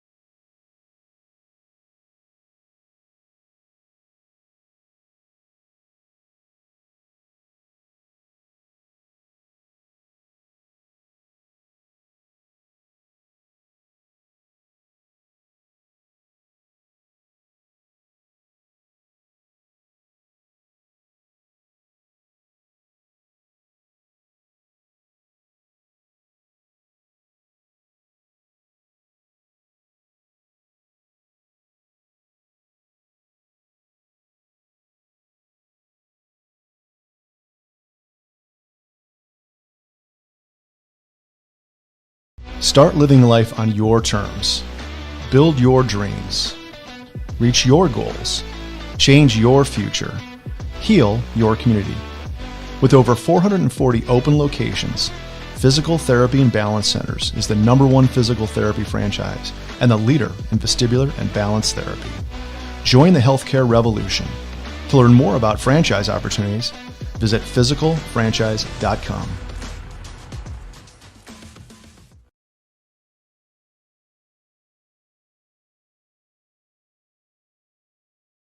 This is tomorrow. Tomorrow, very early, someone will go on her first ever run. Right after, Shelly-Ann will run the 100 in under 10 seconds. By lunchtime, a shoe will grow from a seed. The WNBA will surpass the NBA in popularity. This tennis legend will launch her own video game. Also, tomorrow, we will all finally respect athletes' mental health. A woman will run a marathon on Mars. Tomorrow, we will celebrate new champions. And one sport is declared a human right. Tomorrow, we'll go really crazy. Marie Antoinette will score 7 in 7 minutes. Guy will land a 16-20. LeBron will score 120, and I don't know what this is, but it looks amazing. Of course, the internet will break. Well done, tomorrow. Can't wait to see what's next.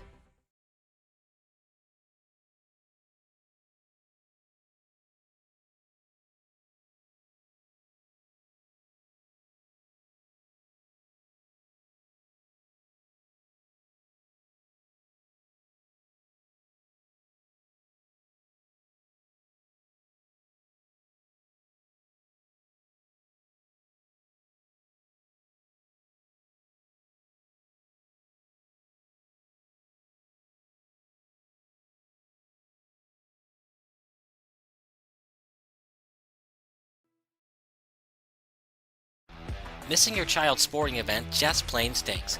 But you don't have to worry about that anymore, thanks to Sports Broadcast Solutions. SBS is a live broadcasting network, as well as covering your on-demand needs, recruiting videos, highlight reels, and much, much more. We can broadcast live to any website, and we also post as much on-demand content as you need. For more information about SBS, check out our website at sportsbroadcastsolutions.com. Sports Broadcast Solutions, a broadcasting network for everyone. Sports Broadcast Solutions is a broadcasting network for everyone. We broadcast sporting events for people of all ages, including adult leagues, high school leagues, and kids. Complete with professional-looking graphics, broadcasters, color analysis, and commercials. We do pre- and post-game interviews with the players. In addition, Sports Broadcast Solutions does highlight films, including college recruiting reels, highlight films you'd see on sports news programs, and just simply highlight films for fun. Sports Broadcast Solutions also provides raw footage and live streams if you'd like. Subscribe to us and listen to our professional talk videos about relevant topics in the pro and college ranks. Whatever your sports broadcast needs, contact us at sportsbroadcastsolutions.com and become part of the digital world.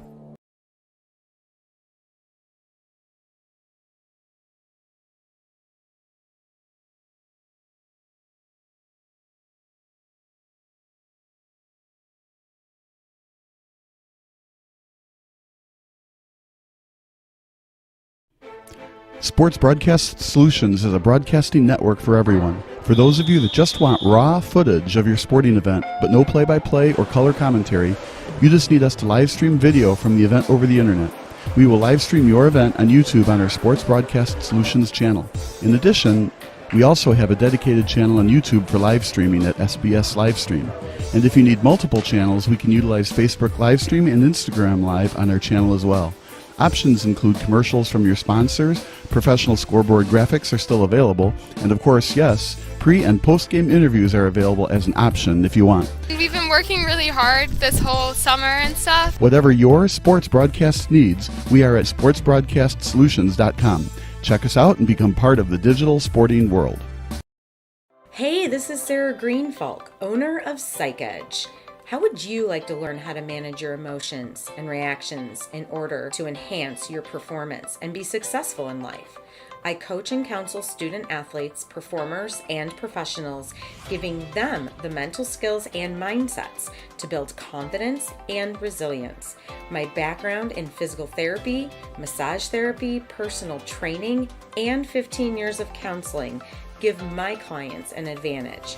So if you are wanting to be recruited, perform better, or struggling with life balance, anxiety, or depression symptoms, I will stand by you until we reach your goals. Contact me today, sarah@aimtogrow.com, and be sure to visit my website, psychedge.club, for your monthly blog on mental health, sport, and performance psychology tips.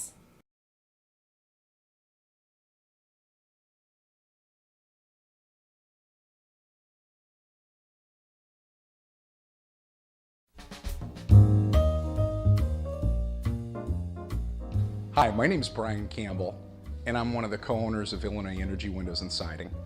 We believe in offering the highest quality products, services, and warranties, all for the best price. When you choose a home improvement company, you want to service support not only at the beginning, but also all throughout the future. We offer a no-charge lifetime service warranty. If any products, parts, or pieces should fail, one of our service technicians will come out to your house and service your needs for no charge. So contact us today, and one of our qualified home improvement specialists will come out to your home and provide you with a free, no obligation estimate. If you choose Illinois Energy for your window, siding, or door project, I guarantee you'll be satisfied. So call us, click on our website, or come into our beautiful showroom. Thank you.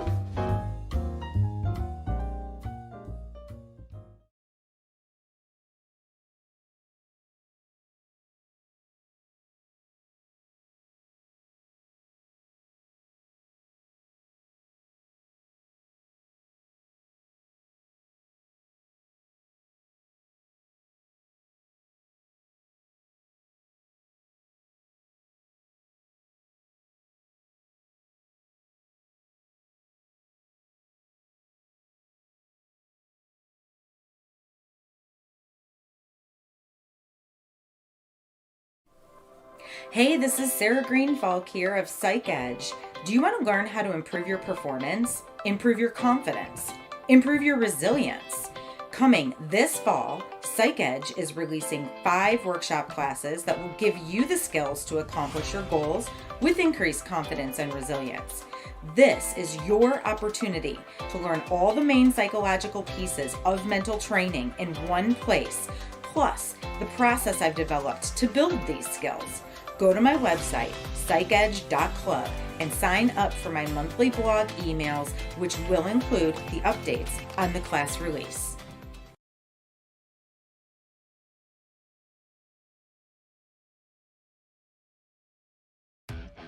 Made from an athlete's mind for all sports minds. Level Up Branding is a unique sports marketing and branding agency, offering athlete management, brand management, and so much more. We are powered by experience, currently serving athletes in the WNBA, MLR, NFL, and college sports. We are looking to take on more clients because everyone deserves a shot at their dream. Our goal is to help others by inspiring one person at a time. Level Up Branding was founded by Lauren, who was and still is an athlete. She understands the importance of being a well-rounded and built individual. It takes an athlete to know an athlete. We are built different. There is so much more to an athlete than what is seen on the field or the court. We make it a priority to understand our athletes. We want to know and understand our clients' values, motives, passions, and future goals. At Level Up Branding, we believe in helping others succeed. We believe in giving back. We believe in family. You are more than an athlete. Level Up Branding was founded based on the sheer passion of sports, community involvement, and the sense of belonging to a community. We were created from an athlete's innovative mindset and experience, and here to offer our services to like-minded athletes. This is Sports Broadcast Solutions, a broadcasting network for everyone. Check us out at sportsbroadcastsolutions.com and become part of the digital sporting world.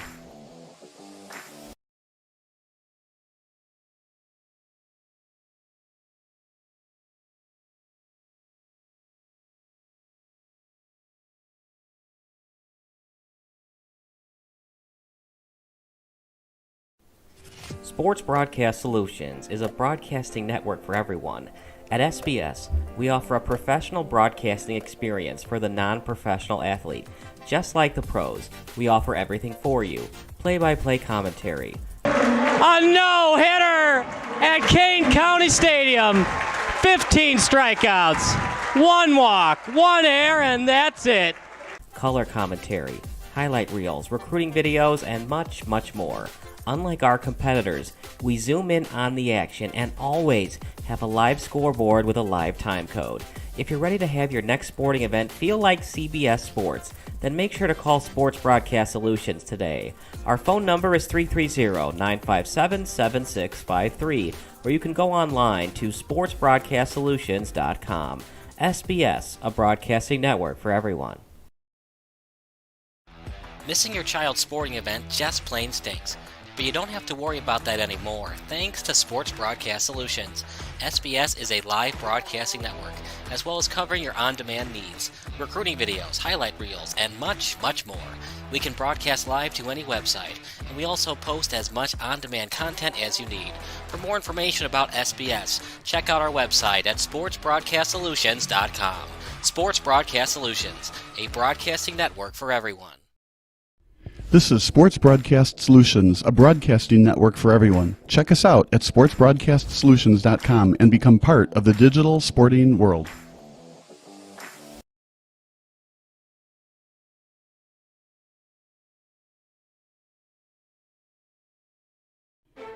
Sports Broadcast Solutions is a broadcasting network for everyone. For those of you that just want raw footage of your sporting event, but no play-by-play or color commentary, you just need us to live stream video from the event over the internet. We will live stream your event on YouTube on our Sports Broadcast Solutions channel. In addition, we also have a dedicated channel on YouTube for live streaming at SBS Livestream. And if you need multiple channels, we can utilize Facebook Livestream and Instagram Live on our channel as well. Options include commercials from your sponsors, professional scoreboard graphics are still available, and of course, yes, pre- and post-game interviews are available as an option if you want. We've been working really hard this whole summer and stuff. Whatever your sports broadcast needs, we are at sportsbroadcastsolutions.com.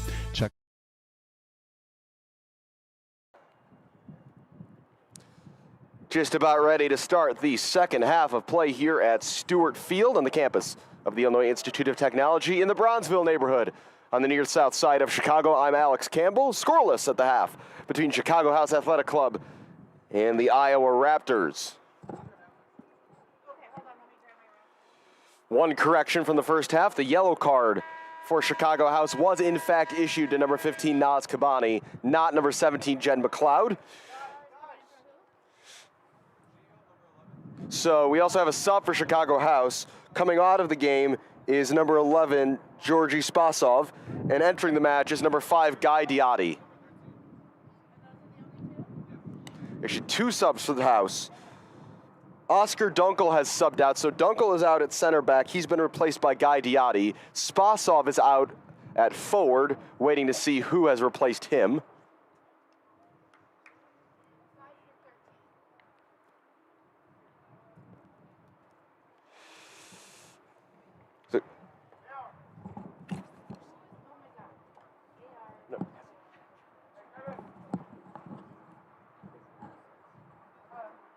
And it's going to be A.R. Smith who's coming into the game to replace Georgi Spasov. So Smith and Diotti in, Spasov and Dunkel out. Good first half for Oscar Dunkel, the 17-year-old center back.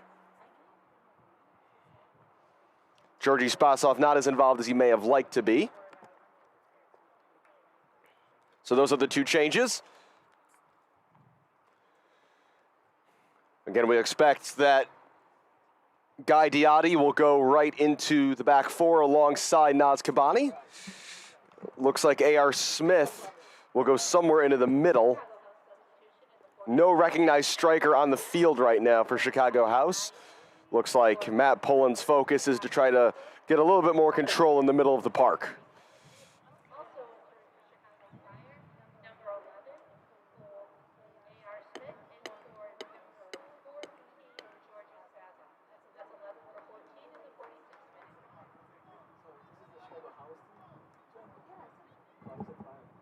Did I really?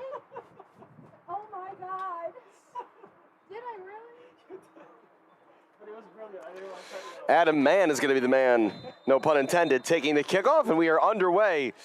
And it looks like Adam Mann's going to go up top. Early pressure here from Iowa Raptors. Near side, this is Kramer. First touch for A.R. Smith. Dangerous place to give it away. Lewis looking to play it through and unable to adjust and get a touch on that was Benny Mubake all the way through to the goalkeeper for House, Tony Halterman. Lots of pressure here early. McLeod doing well to find Diotti. Reed, Almazan, defended there by Mateo Marino. Good step there by Diotti to knock that away. Seymour, here's A.R. Smith. Smith looking down the far side was hoping for Almazan. Seymour looking for the loose ball. Marino involved as ever.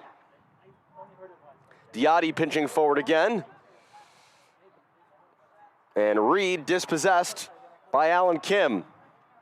Kim trying to cut back inside. Good defending by Diotti. Halterman does well to avoid the corner kick.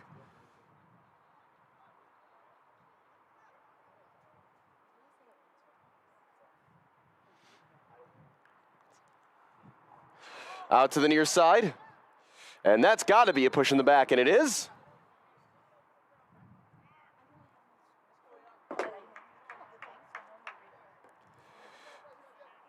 So free kick right along the near side here for House.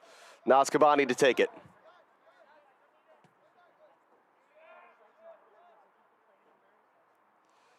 Guy Diotti slips. Could be an opportunity here for Mubake. Mubake looking to chip the keeper, and he sends it right into the chest of Tony Halterman. A let off there for Guy Diotti.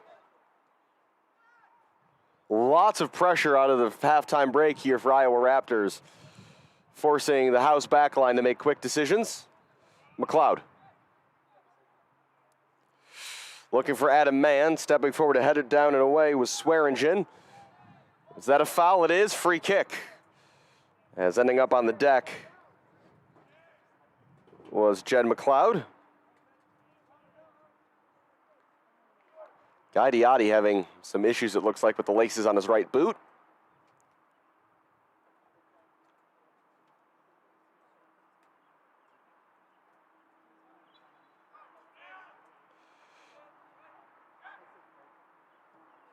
Cabani lofting this to the near side and just out of play. Dancer with the throw-in. Given away to Jen McLeod.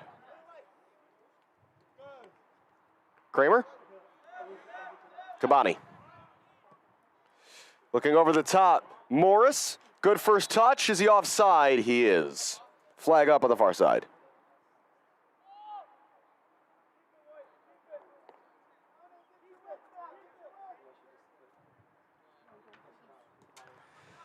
Free kick sent long by Dancer. Easy header for Guy Diotti.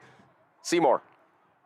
Damon Almazan. Almazan looking to play it through in between Mann and A.R. Smith, who, given that there is no recognized striker on the field, I'd expect A.R. Smith to make runs forward like that from midfield, just like he's doing right now, trying to get in behind. Smith onto it. A.R. Smith, save made by Hakan Vish. Big chance for the substitute to make an immediate impact here at the beginning of the second half. Good goalkeeping, though, by Vish. Swearingen. Berger looking to go past Kramer, who got a touch on it. Berger always looking to cut in on that stronger left foot. Morris, Seymour. Almazan making a good run to the far side. Header flicked away by Marino. Throw in for House.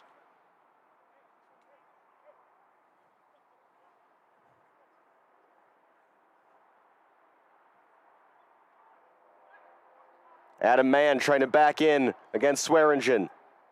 Cross coming in, claimed easily by Vish. But House, after weathering that early storm of pressure out of the halftime break, with a good response over the last couple of minutes. Foul by Reed, as going down was Alan Kim. Might have heard that at halftime we had some players on the field from Strikers FV 2013.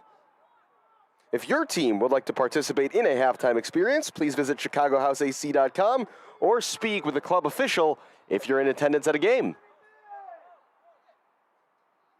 Mubake heading that back toward the center of the field. A.R. Smith there to collect. McLeod back for Diotti.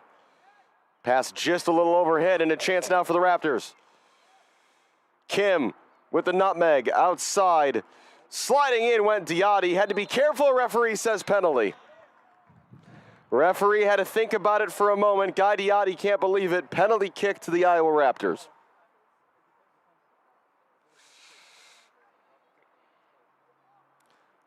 A turnover turns into an opportunity for Iowa. And I believe it was a challenge on number 11, Muazu Segir, by Guy Diotti. And picking up the ball to take the penalty kick is Mateus Lewis. A big task here now for Tony Halterman to keep the game at 0-0. Or will it be someone else taking the penalty kick? Alan Kim has stepped up now. So it looks like it'll be Kim against Halterman, and a yellow card shown to Guy Diotti. I think that's more for dissent than the foul itself, as it looked like he did win the ball, but the referee either saying that he got the man first, went through the man, or that even after the contact he made with the ball that he still felt it was a foul. Hard to say for sure from where I'm standing. Again, I saw Diotti at least get the ball at some point in those proceedings.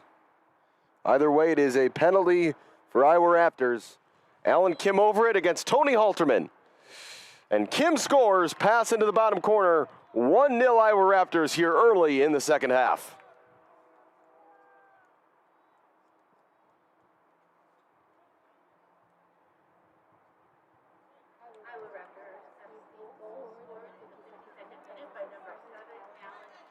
Goal coming in the 52nd minute from the penalty spot, and now work to do for House. House using those 2 substitutions at halftime. Still have 4 more to make if they wish. Plenty of House players currently warming up under direction from assistant coach Eric Sally. Header flicked on. Diatti in to win it. He and Naz Kabani, so both center backs for House on yellow cards now. They have to be careful the rest of this match. McLeod, Kabani, Kramer, intercepted by Dancer.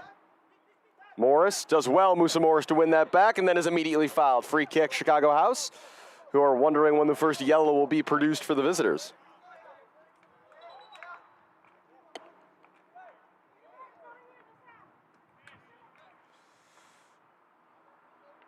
Kabani just plays short to Diatti. Kramer playing the 1-2 with A.R. Smith. Kramer looking back for Smith. Dancer got a touch in. Kramer slid in. Free kick.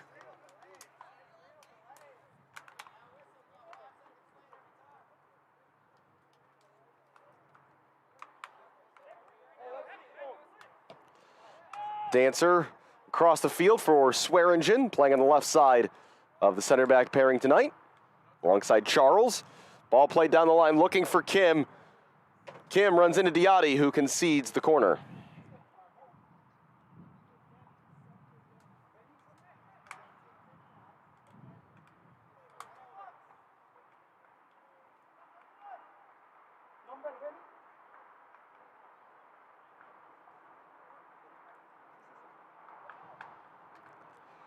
Swinger taken short, but missed Alan Kim, and a chance now for House to counter with everyone forward for Iowa. Here's Amazon. But racing back was the left back, Mateo Marino. A solid performance so far from him tonight. Sub upcoming for Iowa Raptors. Benny Mubake will be departing the game, and he'll be replaced by number 8, who I do not have on my roster. So number 8 will either go unnamed, or he's got another number on my list.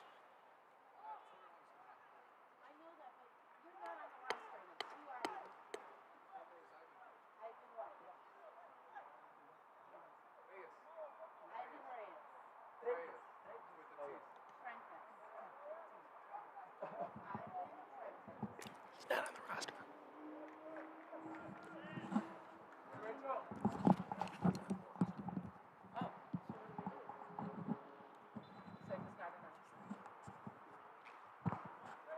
So a sub being made. Number 8 is in.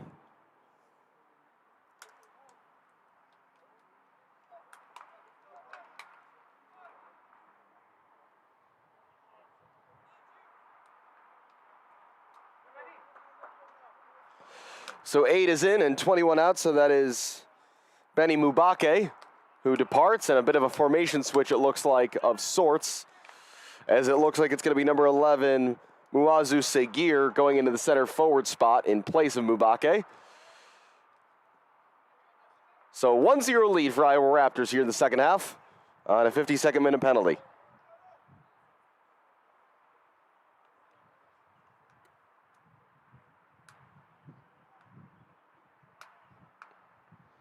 Thrown by Reed. Almazan trying to control. A.R. Smith pinching in to help. Reed will see that go out of play for a house throw.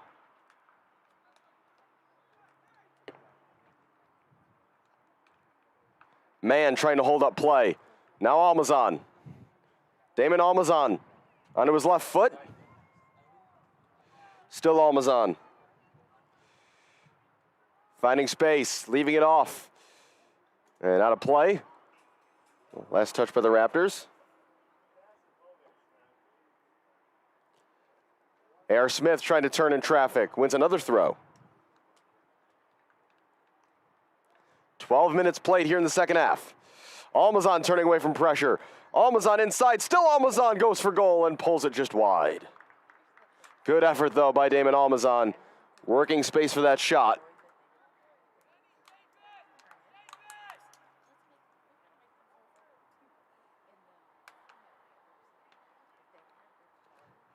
Goal kick to be taken by Vish.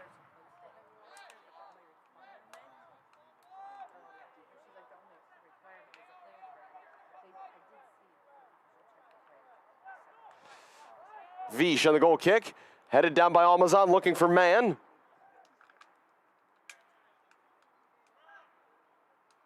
Seymour forced backwards. Kabani. Seymour. Nice head fake there to send Seguir the wrong way. Musa Morris. Back for Kabani. Kabani, Seymour, A.R. Smith, no-look flick for Kramer. Here's Smith again. Kabani getting forward into the attack. Seymour won't be able to quite run that down. Goal kick.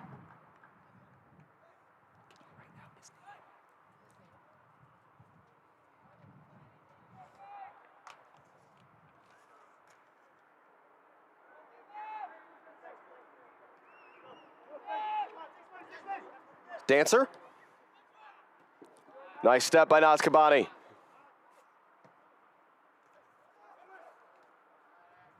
Number 8 is Ivan Trentes for Iowa Raptors. Deflected. Adam Mann trying to get there first. Pressure up against Matsushita. Sent straight up into the air. Seguir and Kramer both jumping for it. Seguir down the near side. Still Seguir. Space in the middle for Trentes. Trentes playing as, I think I'd best describe as an attacking midfielder into the middle. Seguir header. He was offside anyway, and an easy save for Halterman, who was well positioned. And a sub coming for Chicago House. Into the game will come Florian Wador. Normally plays as an outside back. And Florian Wador will come in at right back in place of Jack Kramer.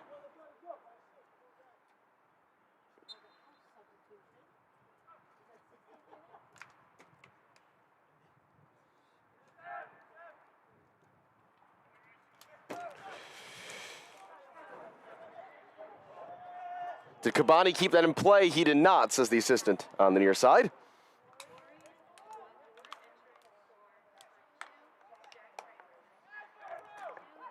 So it looks like it'll be a like-for-like switch. Wador in at left back. Could be a chance here. Well done by Halterman. As trying to run onto that one was Seguir.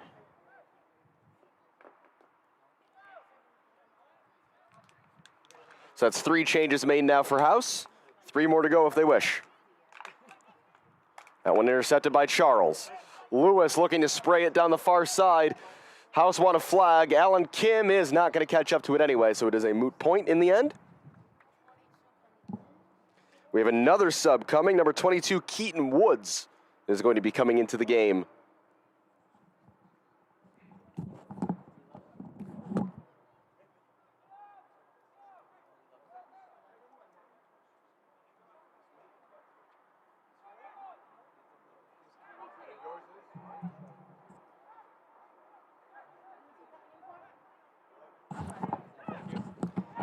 So it's going to be Keaton Woods in place of Muazu Seguir.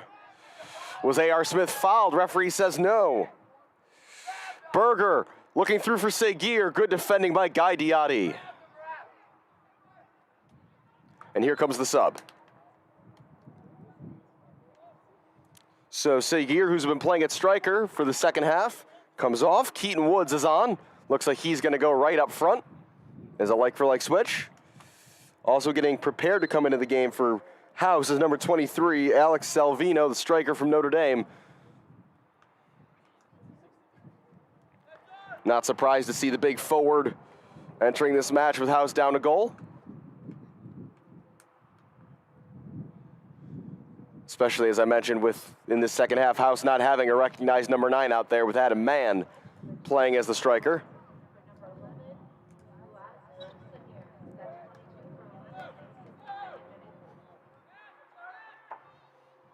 Wador. Looking down the line, couldn't find Morris or Mann.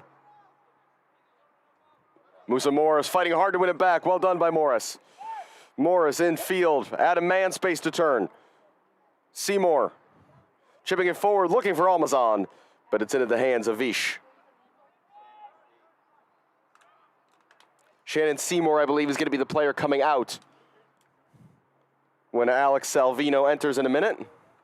So that'll be a midfielder out and a striker on. Alan Kim to the end line. Guy Diatti defending well, keeping it in play. Almazan with the flick.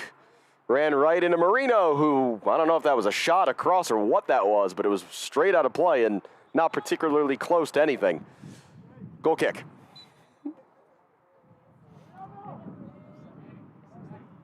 And here comes the change, so Shannon Seymour will come off. Meanwhile, a change coming as well for Iowa. Srive Rukakiza is going to be coming into the game. And who will Rukakiza replace? Entering the match, number 23, Alex Salvino. Exiting the match, number 8, Shannon Seymour. That's 23. Now that Iowa sub's going to wait. So again, Alex Salvino has come on, and he has gone up front with Adam Mann dropping back into midfield. A.R. Smith. We're in the captain's armband now. Mateo Marino, the left back, is going to be coming out. A defender slipped. Here's Damon Almazan. Big opportunity. Almazan cutting back. Still Damon Almazan. The patience, the finish, the equalizer. 1-1. Celebrations all around. What a goal by Damon Almazan. And in the 65th minute of play, we've got an exciting 25 minutes ahead, all tied up.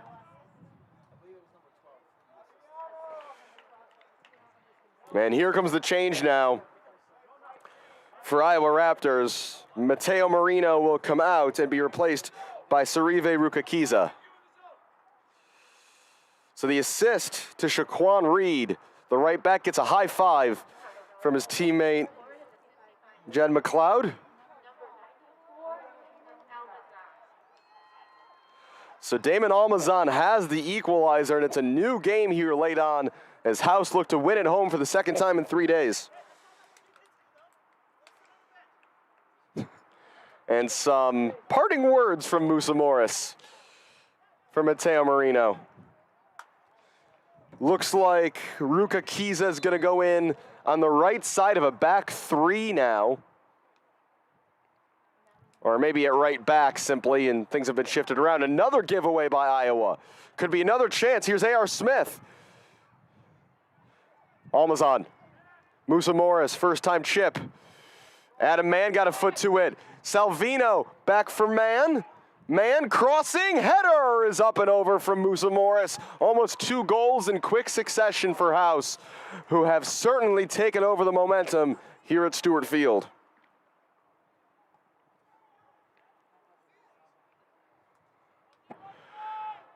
Some new life breathed into this House team over the last couple of minutes. Dancer is shifted over to left back. That's him charging down the far side. Kim. Back for Trentes.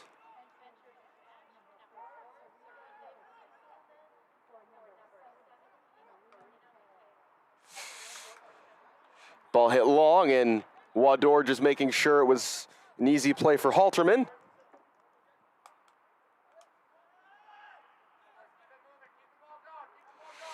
Guy Diatti, again, a reminder that both center backs for House are on a yellow card, so something to still be mindful of as we go down the stretch of this game. Header by Reed. A.R. Smith, who's been a very positive influence on the ball so far in this second half. Florian Wador. Musa Morris. Morris cutting in field. Give it away. Here's Kim. Looking first time straight down the middle. Charging out of his area comes Halterman. He didn't get much of it, but he got enough. Wador with a nice pivot. Wador up the near side. Looking for the run of Musa Morris. Morris. Almazan space again. Almazan going down. Referee says no foul. Almazan doing well to slide in and win it back. Almazan still involved. Referee keeping a keen eye. No fouls either side, he says. Giving away to Florador. Alex Salvino.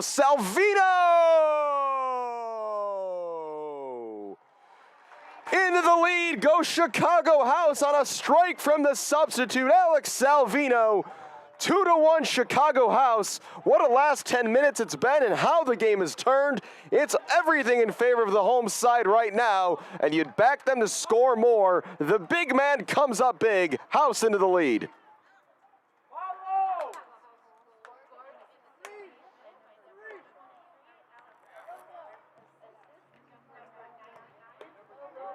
And that's great to see for Alex Salvino, who had a little trouble getting a lot of touches on the ball and getting involved in the game on Friday night. But what an impact he's made here with the go-ahead goal. Another change coming into the game for Iowa Raptors is number 19, Colby Godbolt. Trying to see who he's replaced. Godbolt is the man on. Coming off the pitch is number 13, Malo Charles. So that's a center back off and a winger on. And so now it's attacking change time for the visitors. Meanwhile, House preparing a sub of their own. Number 22, John Alzate, is going to be coming into the match. So it's Salvino in the 68th minute, who has the go-ahead goal.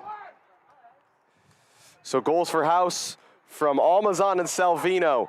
And they could be on the press again here. Just avoiding the traffic was Matsushita. Dancer back to the near side now. Good step by Gaidiotti. A.R. Smith. Naz Kabani. Well done by Kabani. Wants it back and gets it. Two players converge and House win it. Lots of space now as Iowa have to push forward, looking for an equalizer now. Damon Almazan to the far side. Watch there by Godbolt. Well done by Almazan, leaves Godbolt behind. Still Damon Almazan. Almazan being pulled back, free kick. Right on the edge of the area, and a yellow card. Godbolt's barely been on the field a minute, and he's gone into the book.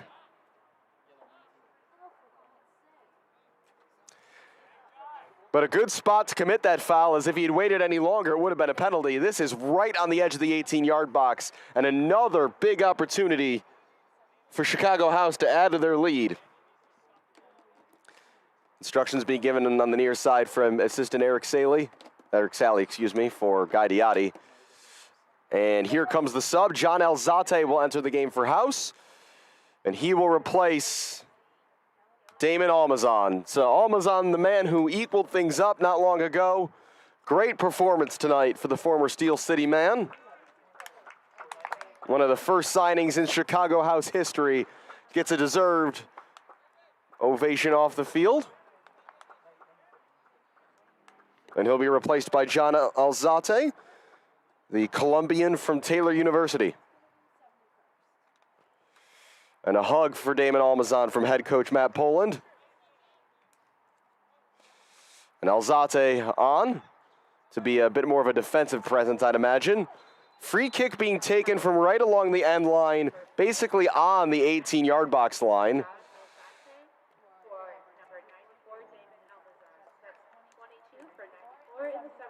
Referee taking a longer conversation with Jace Berger and A.R. Smith about some pushing and shoving in the penalty area. Musa Morris to deliver. Morris chipping it in. Back post, A.R. Smith got a flick to it. If he'd been an inch or two taller, maybe it's in the back of the net, but instead it's a throw-in on the near side. 71-30 played here in this one.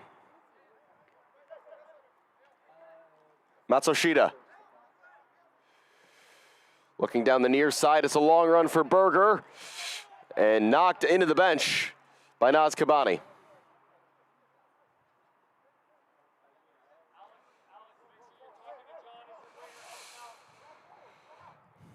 Again, House looking for their second 3 points in less than 72 hours. Quite the weekend that would be for the House. 6 points at home. Matsushita coming away with that ball. Wador sliding in. Bounces kindly, though, for Woods. Woods cross in. Diotti on his chest. Adam Mann spins and sends it away. Salvino on the chase. Lewis looking down the far side for Godbolt. which I have to say is a phenomenal name for a soccer winger. And offside is the call against, I believe, Godbolt. Would also be a great name for an Olympic sprinter.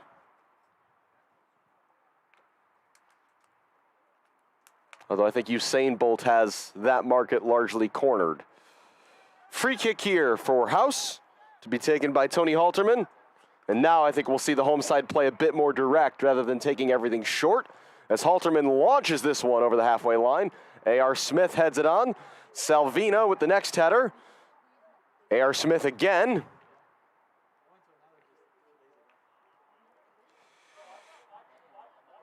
Rukakiza to the near side for Dancer. Headed away by Guy Diotti. Sliding challenge there.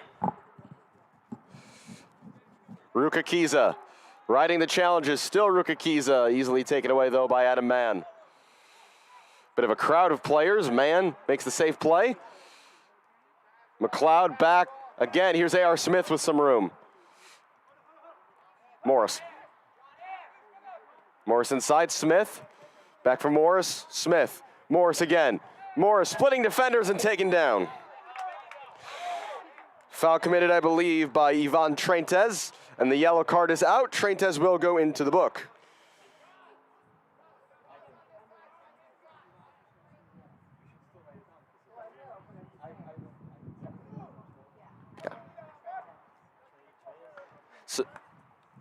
So yellow card for Trentes. Naz Kabani standing over the upcoming free kick. 74-20 on the clock here at Stewart Field. I'm Alex Campbell. Thanks again for joining our broadcast tonight. And a just picture perfect night for soccer here in Chicago. Kabani taking short. Flo Wador's got some room. McLeod. Alzate. Alzate. Nice first touch by Salvino. Chasing to the corner against Godbolt, who makes the decision to kick it out for a throw-in. As we approach 75 minutes played.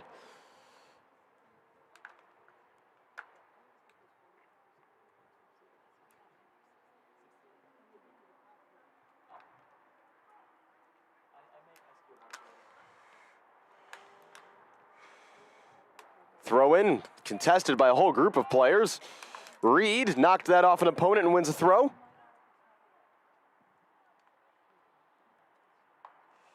Alzate.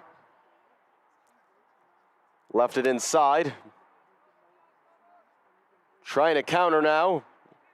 Raptors. Woods left it off. This is hit long. Alan Kim is on the chase. Naz Kabani easily there first. And Halterman chips it right to the feet of Flo Wador. Nice first touch by the left back. Was knocked away for a moment, but unable to control was Yue Matsushita.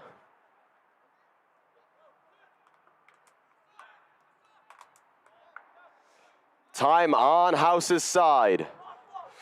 Flo Wador making the run down the near side up against Rukakiza.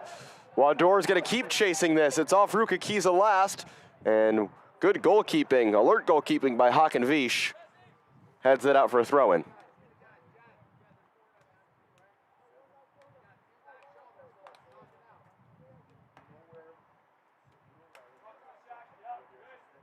Flo Wador to take.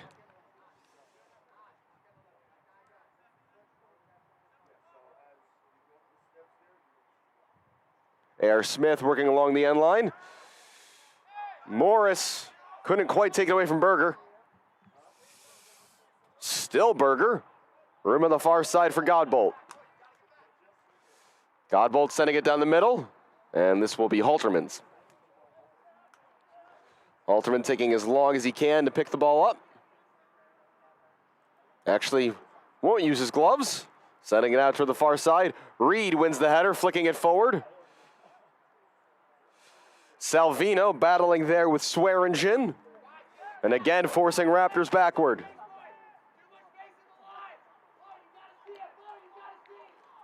Raptors have to be careful here. Dancer. Out of play, it's another throw for House. Here in the 78th minute of play. McLeod. Guy Diotti back for Halterman.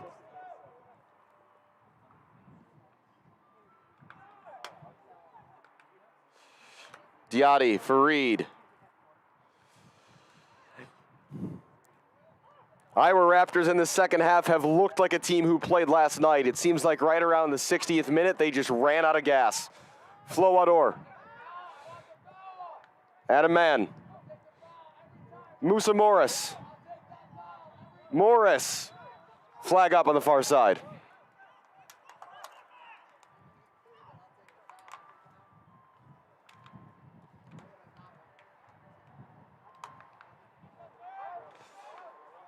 Ever since going behind 2-1, Iowa Raptors have not had a lot of ideas offensively. Again, they just look like a team who's winded, and it's tough scheduling sometimes in the Midwest Premier League. All the games have to be on weekends. Most of these guys have 9-to-5 jobs during the week.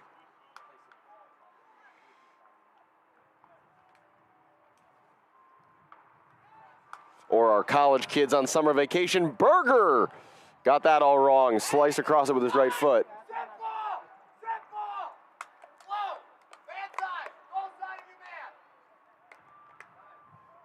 Goal kick upcoming. Berger just snatched at that opportunity. Didn't try to take the time to get it onto his stronger foot.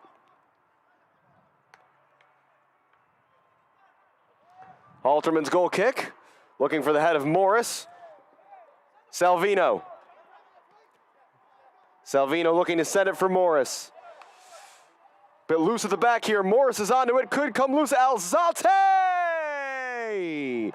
3-1. House forced the giveaway and capitalize. And it's another substitute onto the score sheet. Jean Alzate with the goal. And that should do it tonight. House lead 3-1 with 10 minutes to play.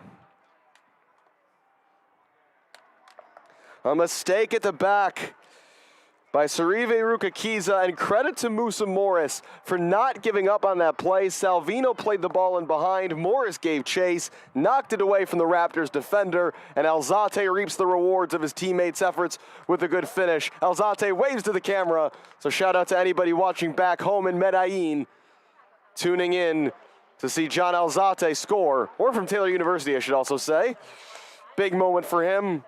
3-1, and it looks like it is going to be 2 wins in 3 days for Chicago House as they're going to rocket up the Midwest Premier League West Division standings.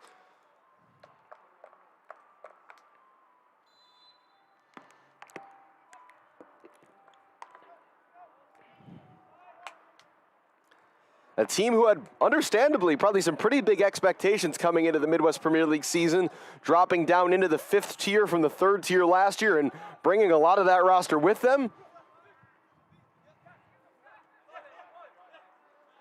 And they're starting to strut their stuff here in the Midwest Premier League. This going long again. Morris again giving chase.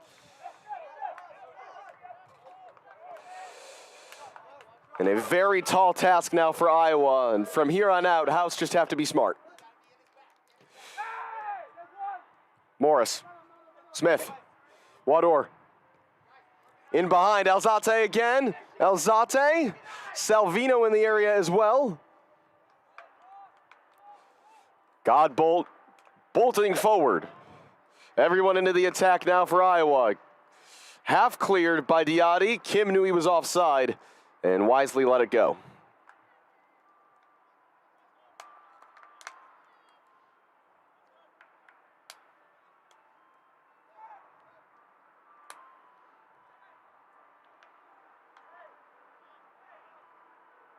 Given away, though. Big chance here for Lewis, and he blasts high. That's the best look the Raptors are going to get the rest of this game, and Mateus Lewis couldn't put it away.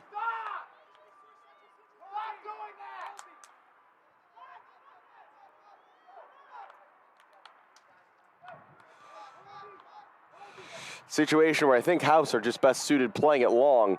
No need to try to pass out of the back right now. Salvino and Morris trying to jump for it. Swearingen finding Trentes. Out wide now, this is Woods. Woods bursting into the penalty area. Still Woods, too heavy a touch. Ran out of room. 82-25 on the clock. Sounds like an ice cream truck has parked itself just north of the pitch. Maybe trying to take advantage of some fans leaving the match in a few minutes.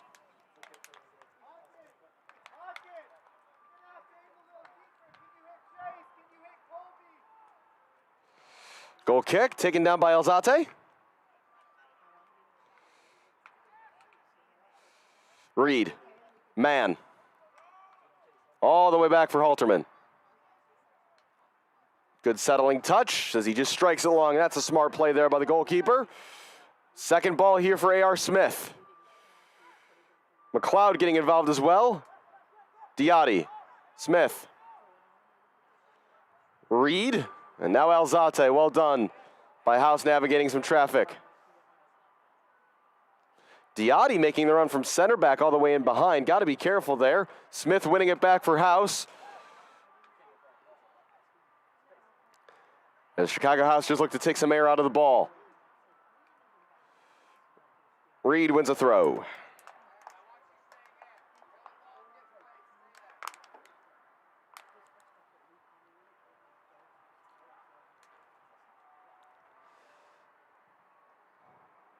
It's another throw in for House.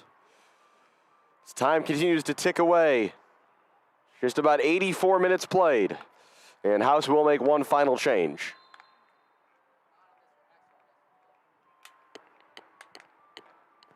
It's going to be number 3. Josue Fernandez coming into the match. Fernandez, a native of South Holland. Wador forced back and clears, headed on by A.R. Smith.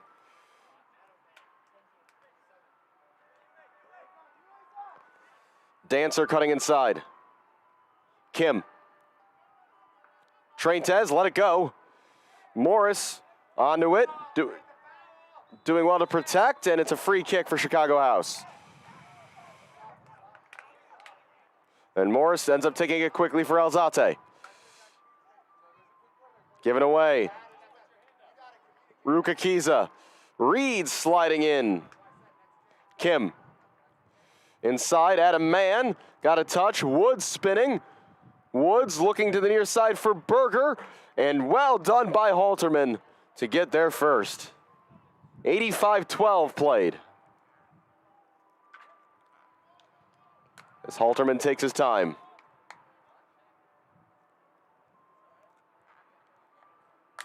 Looking down the near side, Musa Morris running it down. Knocked back forward by Dancer, and in the end, I think this will just be a goal kick as it bounces off the corner flag. A favorable home bounce.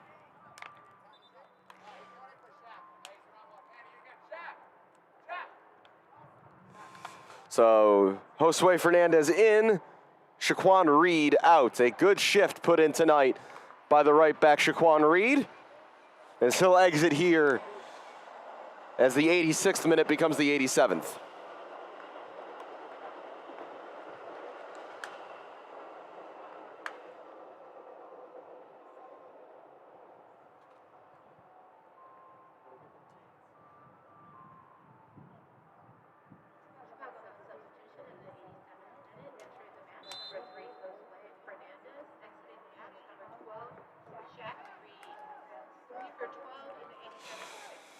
So it looks like Josue Fernandez is going to go in like for like as a right back. He's listed as a forward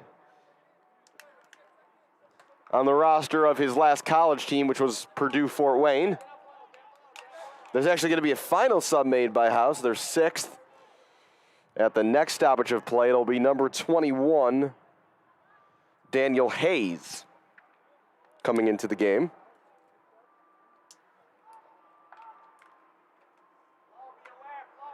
McLeod just keeping that in play. Morris wins a throw.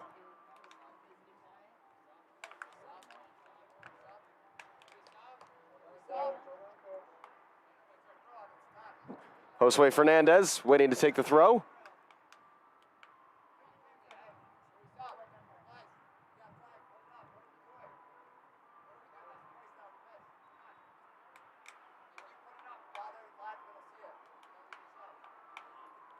Another sub upcoming. House want to make a sub, and the referee hasn't seen it. And the sub will now be made. As on goes Daniel Hayes in place of the captain, Adam Mann.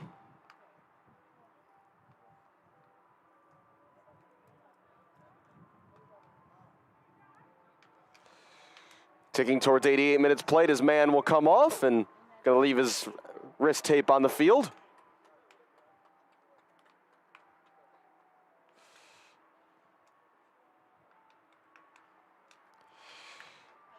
So man comes off, on goes Daniel Hayes for the final moments of this one. Salvino trying to maintain possession in the corner. A.R. Smith's over there too. Still Salvino. Throw in for the Raptors.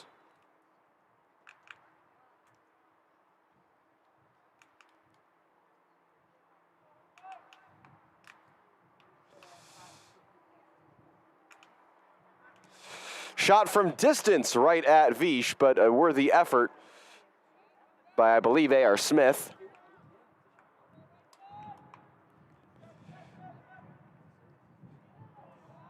Gaidiotti stepping in, Berger picking up the loose ball, Woods forward, Woods bursting through the defense, Woods against Halterman scores.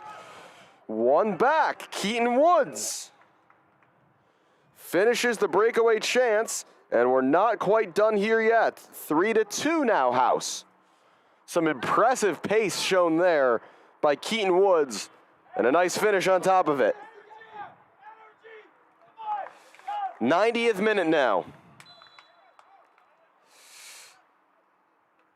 Alzate in possession. Raptors really got to push now. Naz Kabani sends it down toward the corner flag, where it will roll out for a goal kick.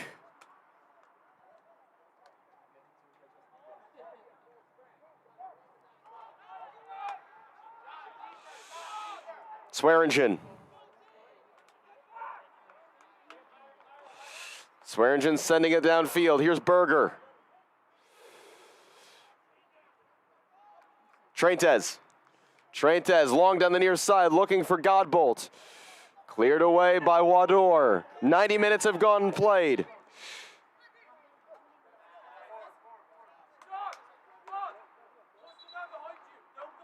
The fourth official's board is up, but I can't see the other side of it. 4 added minutes upcoming. 4 minutes we're now into. 4 minutes for the Raptors to find an equalizer or House to see this out.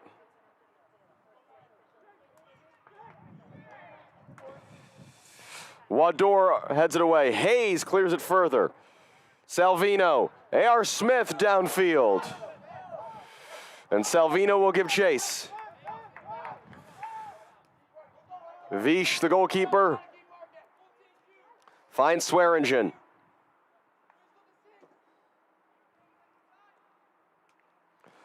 Raptors got to get forward. Rukakiza. Over now for Treintes. Everyone forward for the visiting side. Treintes sends this forward. Looking for the run of Dancer. Dancer cuts inside, fires a left-footed shot into the top corner. What a goal! What a strike by Jonah Dancer onto his left foot.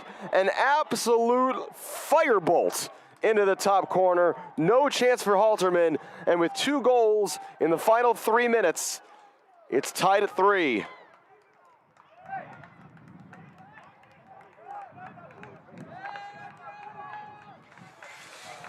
It's been quite a game. Yellow card for Dancer for taking off his jersey.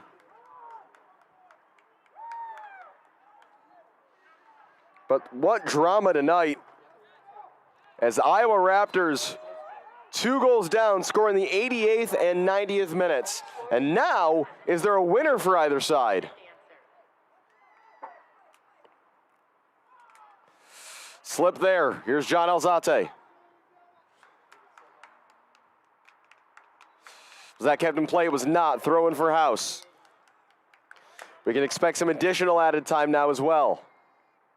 Musa Moore is trying to turn away. Throw in for the Raptors.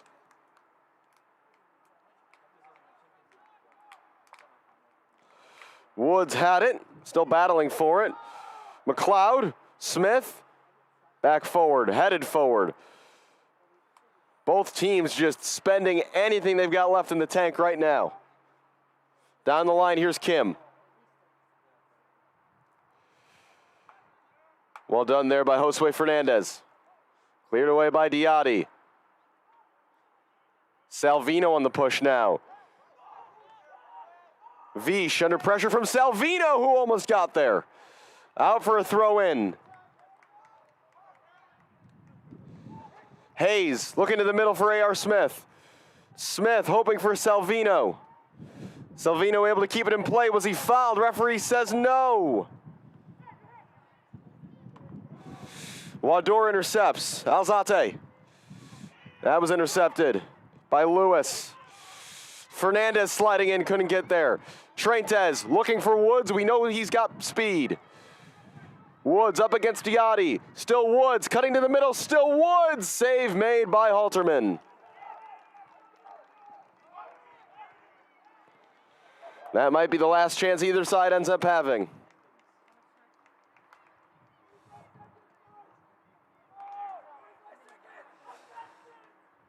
Headed away.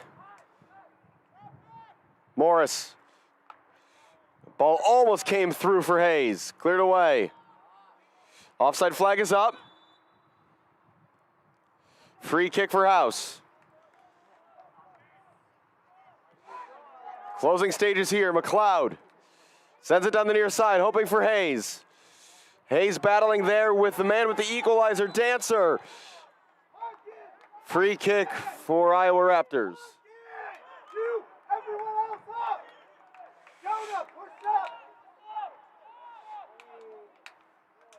Dancer taking his time here. Iowa Raptors will take the draw. 88th and 90th minute goals for the visitors. Get a 3-3 draw after a largely very strong performance from Chicago House. An exciting Sunday night of Midwest Premier League action. The final score again, Iowa Raptors 3, Chicago House 3. That is going to do it for a very busy weekend of Chicago House AC Soccer. Thanks again for joining us. For everyone here at the house, I'm Alex Campbell, and we'll see you next time.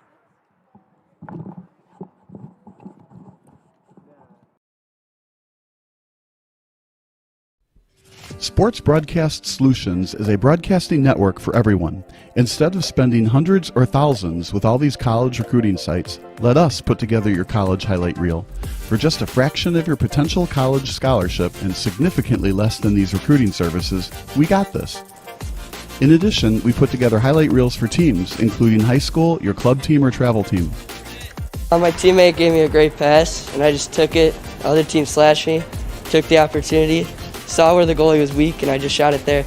Solon, O'Connor, and Marsh back on defense. And Marsh gets a blowout. We got a breakaway at 2-0. A shot, and a goal! So 3-3. The power play was officially over. Whatever your sports broadcast needs, check us out at sportsbroadcastsolutions.com. Check us out and become part of the digital world.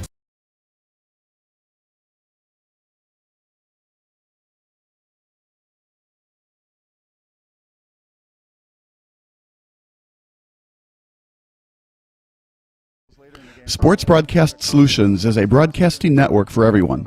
Let SBS broadcast your sporting event.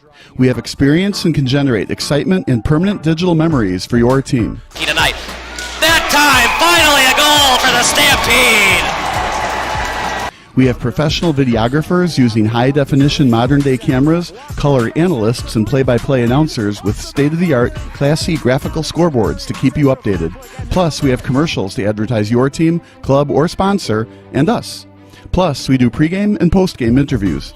Hi, everybody, and welcome to the postgame show brought to you by Marion Central Catholic. My name's Kyle Smith.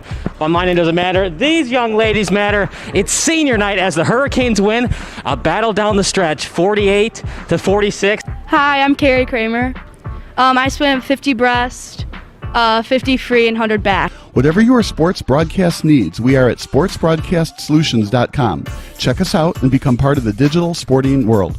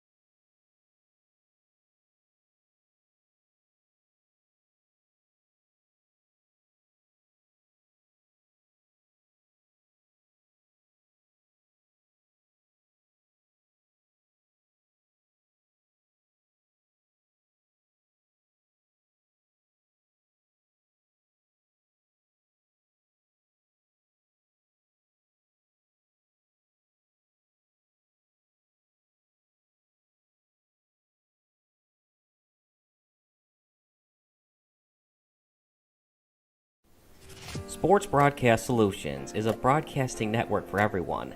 At SBS, we offer a professional broadcasting experience for the non-professional athlete. Just like the pros, we offer everything for you. Play-by-play commentary. A no-hitter at Kane County Stadium. 15 strikeouts, 1 walk, 1 error, and that's it. Color commentary, highlight reels, recruiting videos, and much, much more. Unlike our competitors, we zoom in on the action and always have a live scoreboard with a live time code. If you're ready to have your next sporting event feel like CBS Sports, then make sure to call Sports Broadcast Solutions today. Our phone number is 330-957-7653, or you can go online to sportsbroadcastsolutions.com. SBS, a broadcasting network for everyone.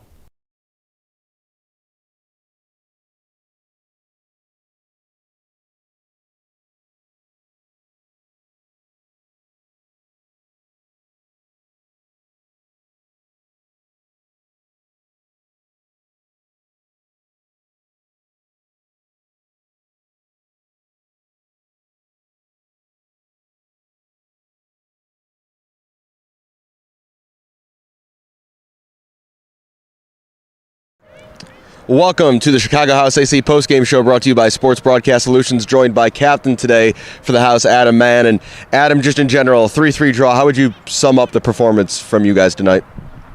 It was a hard-working performance. I wouldn't say we was particularly great until in the first half. Second half, we go out and, get 3-1. It's a comfortable lead, and throw it away, I think it's thrown away with 2 goals in 3 minutes. So that's tough to take, if I'm honest. I think it's a tough learning curve for us as a new team together. I know we made subs, but as a team we just switched off 5 minutes and it's cost us. So, fair play to Iowa. They were always a threat, and great game for the neutrals, I guess. But for our point, it's heartbreaking. Overall, though, bigger picture, 2 games in 3 days here at home, 4 points. Overall, if you had been given the opportunity of 4 points going into the weekend, how do you feel about that coming out of it? Yeah, I'd say that was a minimum for us. I think 4 out of 6 points is what we expect. So again, the fact that we haven't took the 6 makes it hard, but we will take the 4. It's tough on the bodies. I've had nearly 2 nighters in 3 days. I think those guys played back-to-back games. So there's some tired bodies out there. I think the standards was pretty good considering. I'm not sure why the league scheduled 2 games so quickly, but we rolled the punches and we're on to the next one. Before those last 2 goals, though, what does it say about this team? What changed at halftime? Because you guys came out storming in that second half. What does it say about your guys' ability to kind of turn it on to get those 2 quick goals? I think, it's a sign of what we're about. But the problem is it's taken 2 games now for 2 second halves to begin before we've begun. So that means we've got 45 minutes of a game where we've not really shown or done what we're about. So that's where we've got to learn and kind of start from the beginning. We've shown some quality out there, and we're really starting to piece things together. Like I said, we're a new team, but the Chicago House way is coming. And I think once we click properly and we do it for 90 minutes, we will be a real force. So it's exciting times, but it's just these learning curves, they can be painful sometimes. That's why, I'm a little bit upset right now, but it's, we go again. We've got Saturday to do it all over again. Well, a team that's learning, growing, getting better with every match day. Adam Mann, captain tonight for Chicago House AC. From Stewart Field, I'm Alex Campbell. We'll see you next time.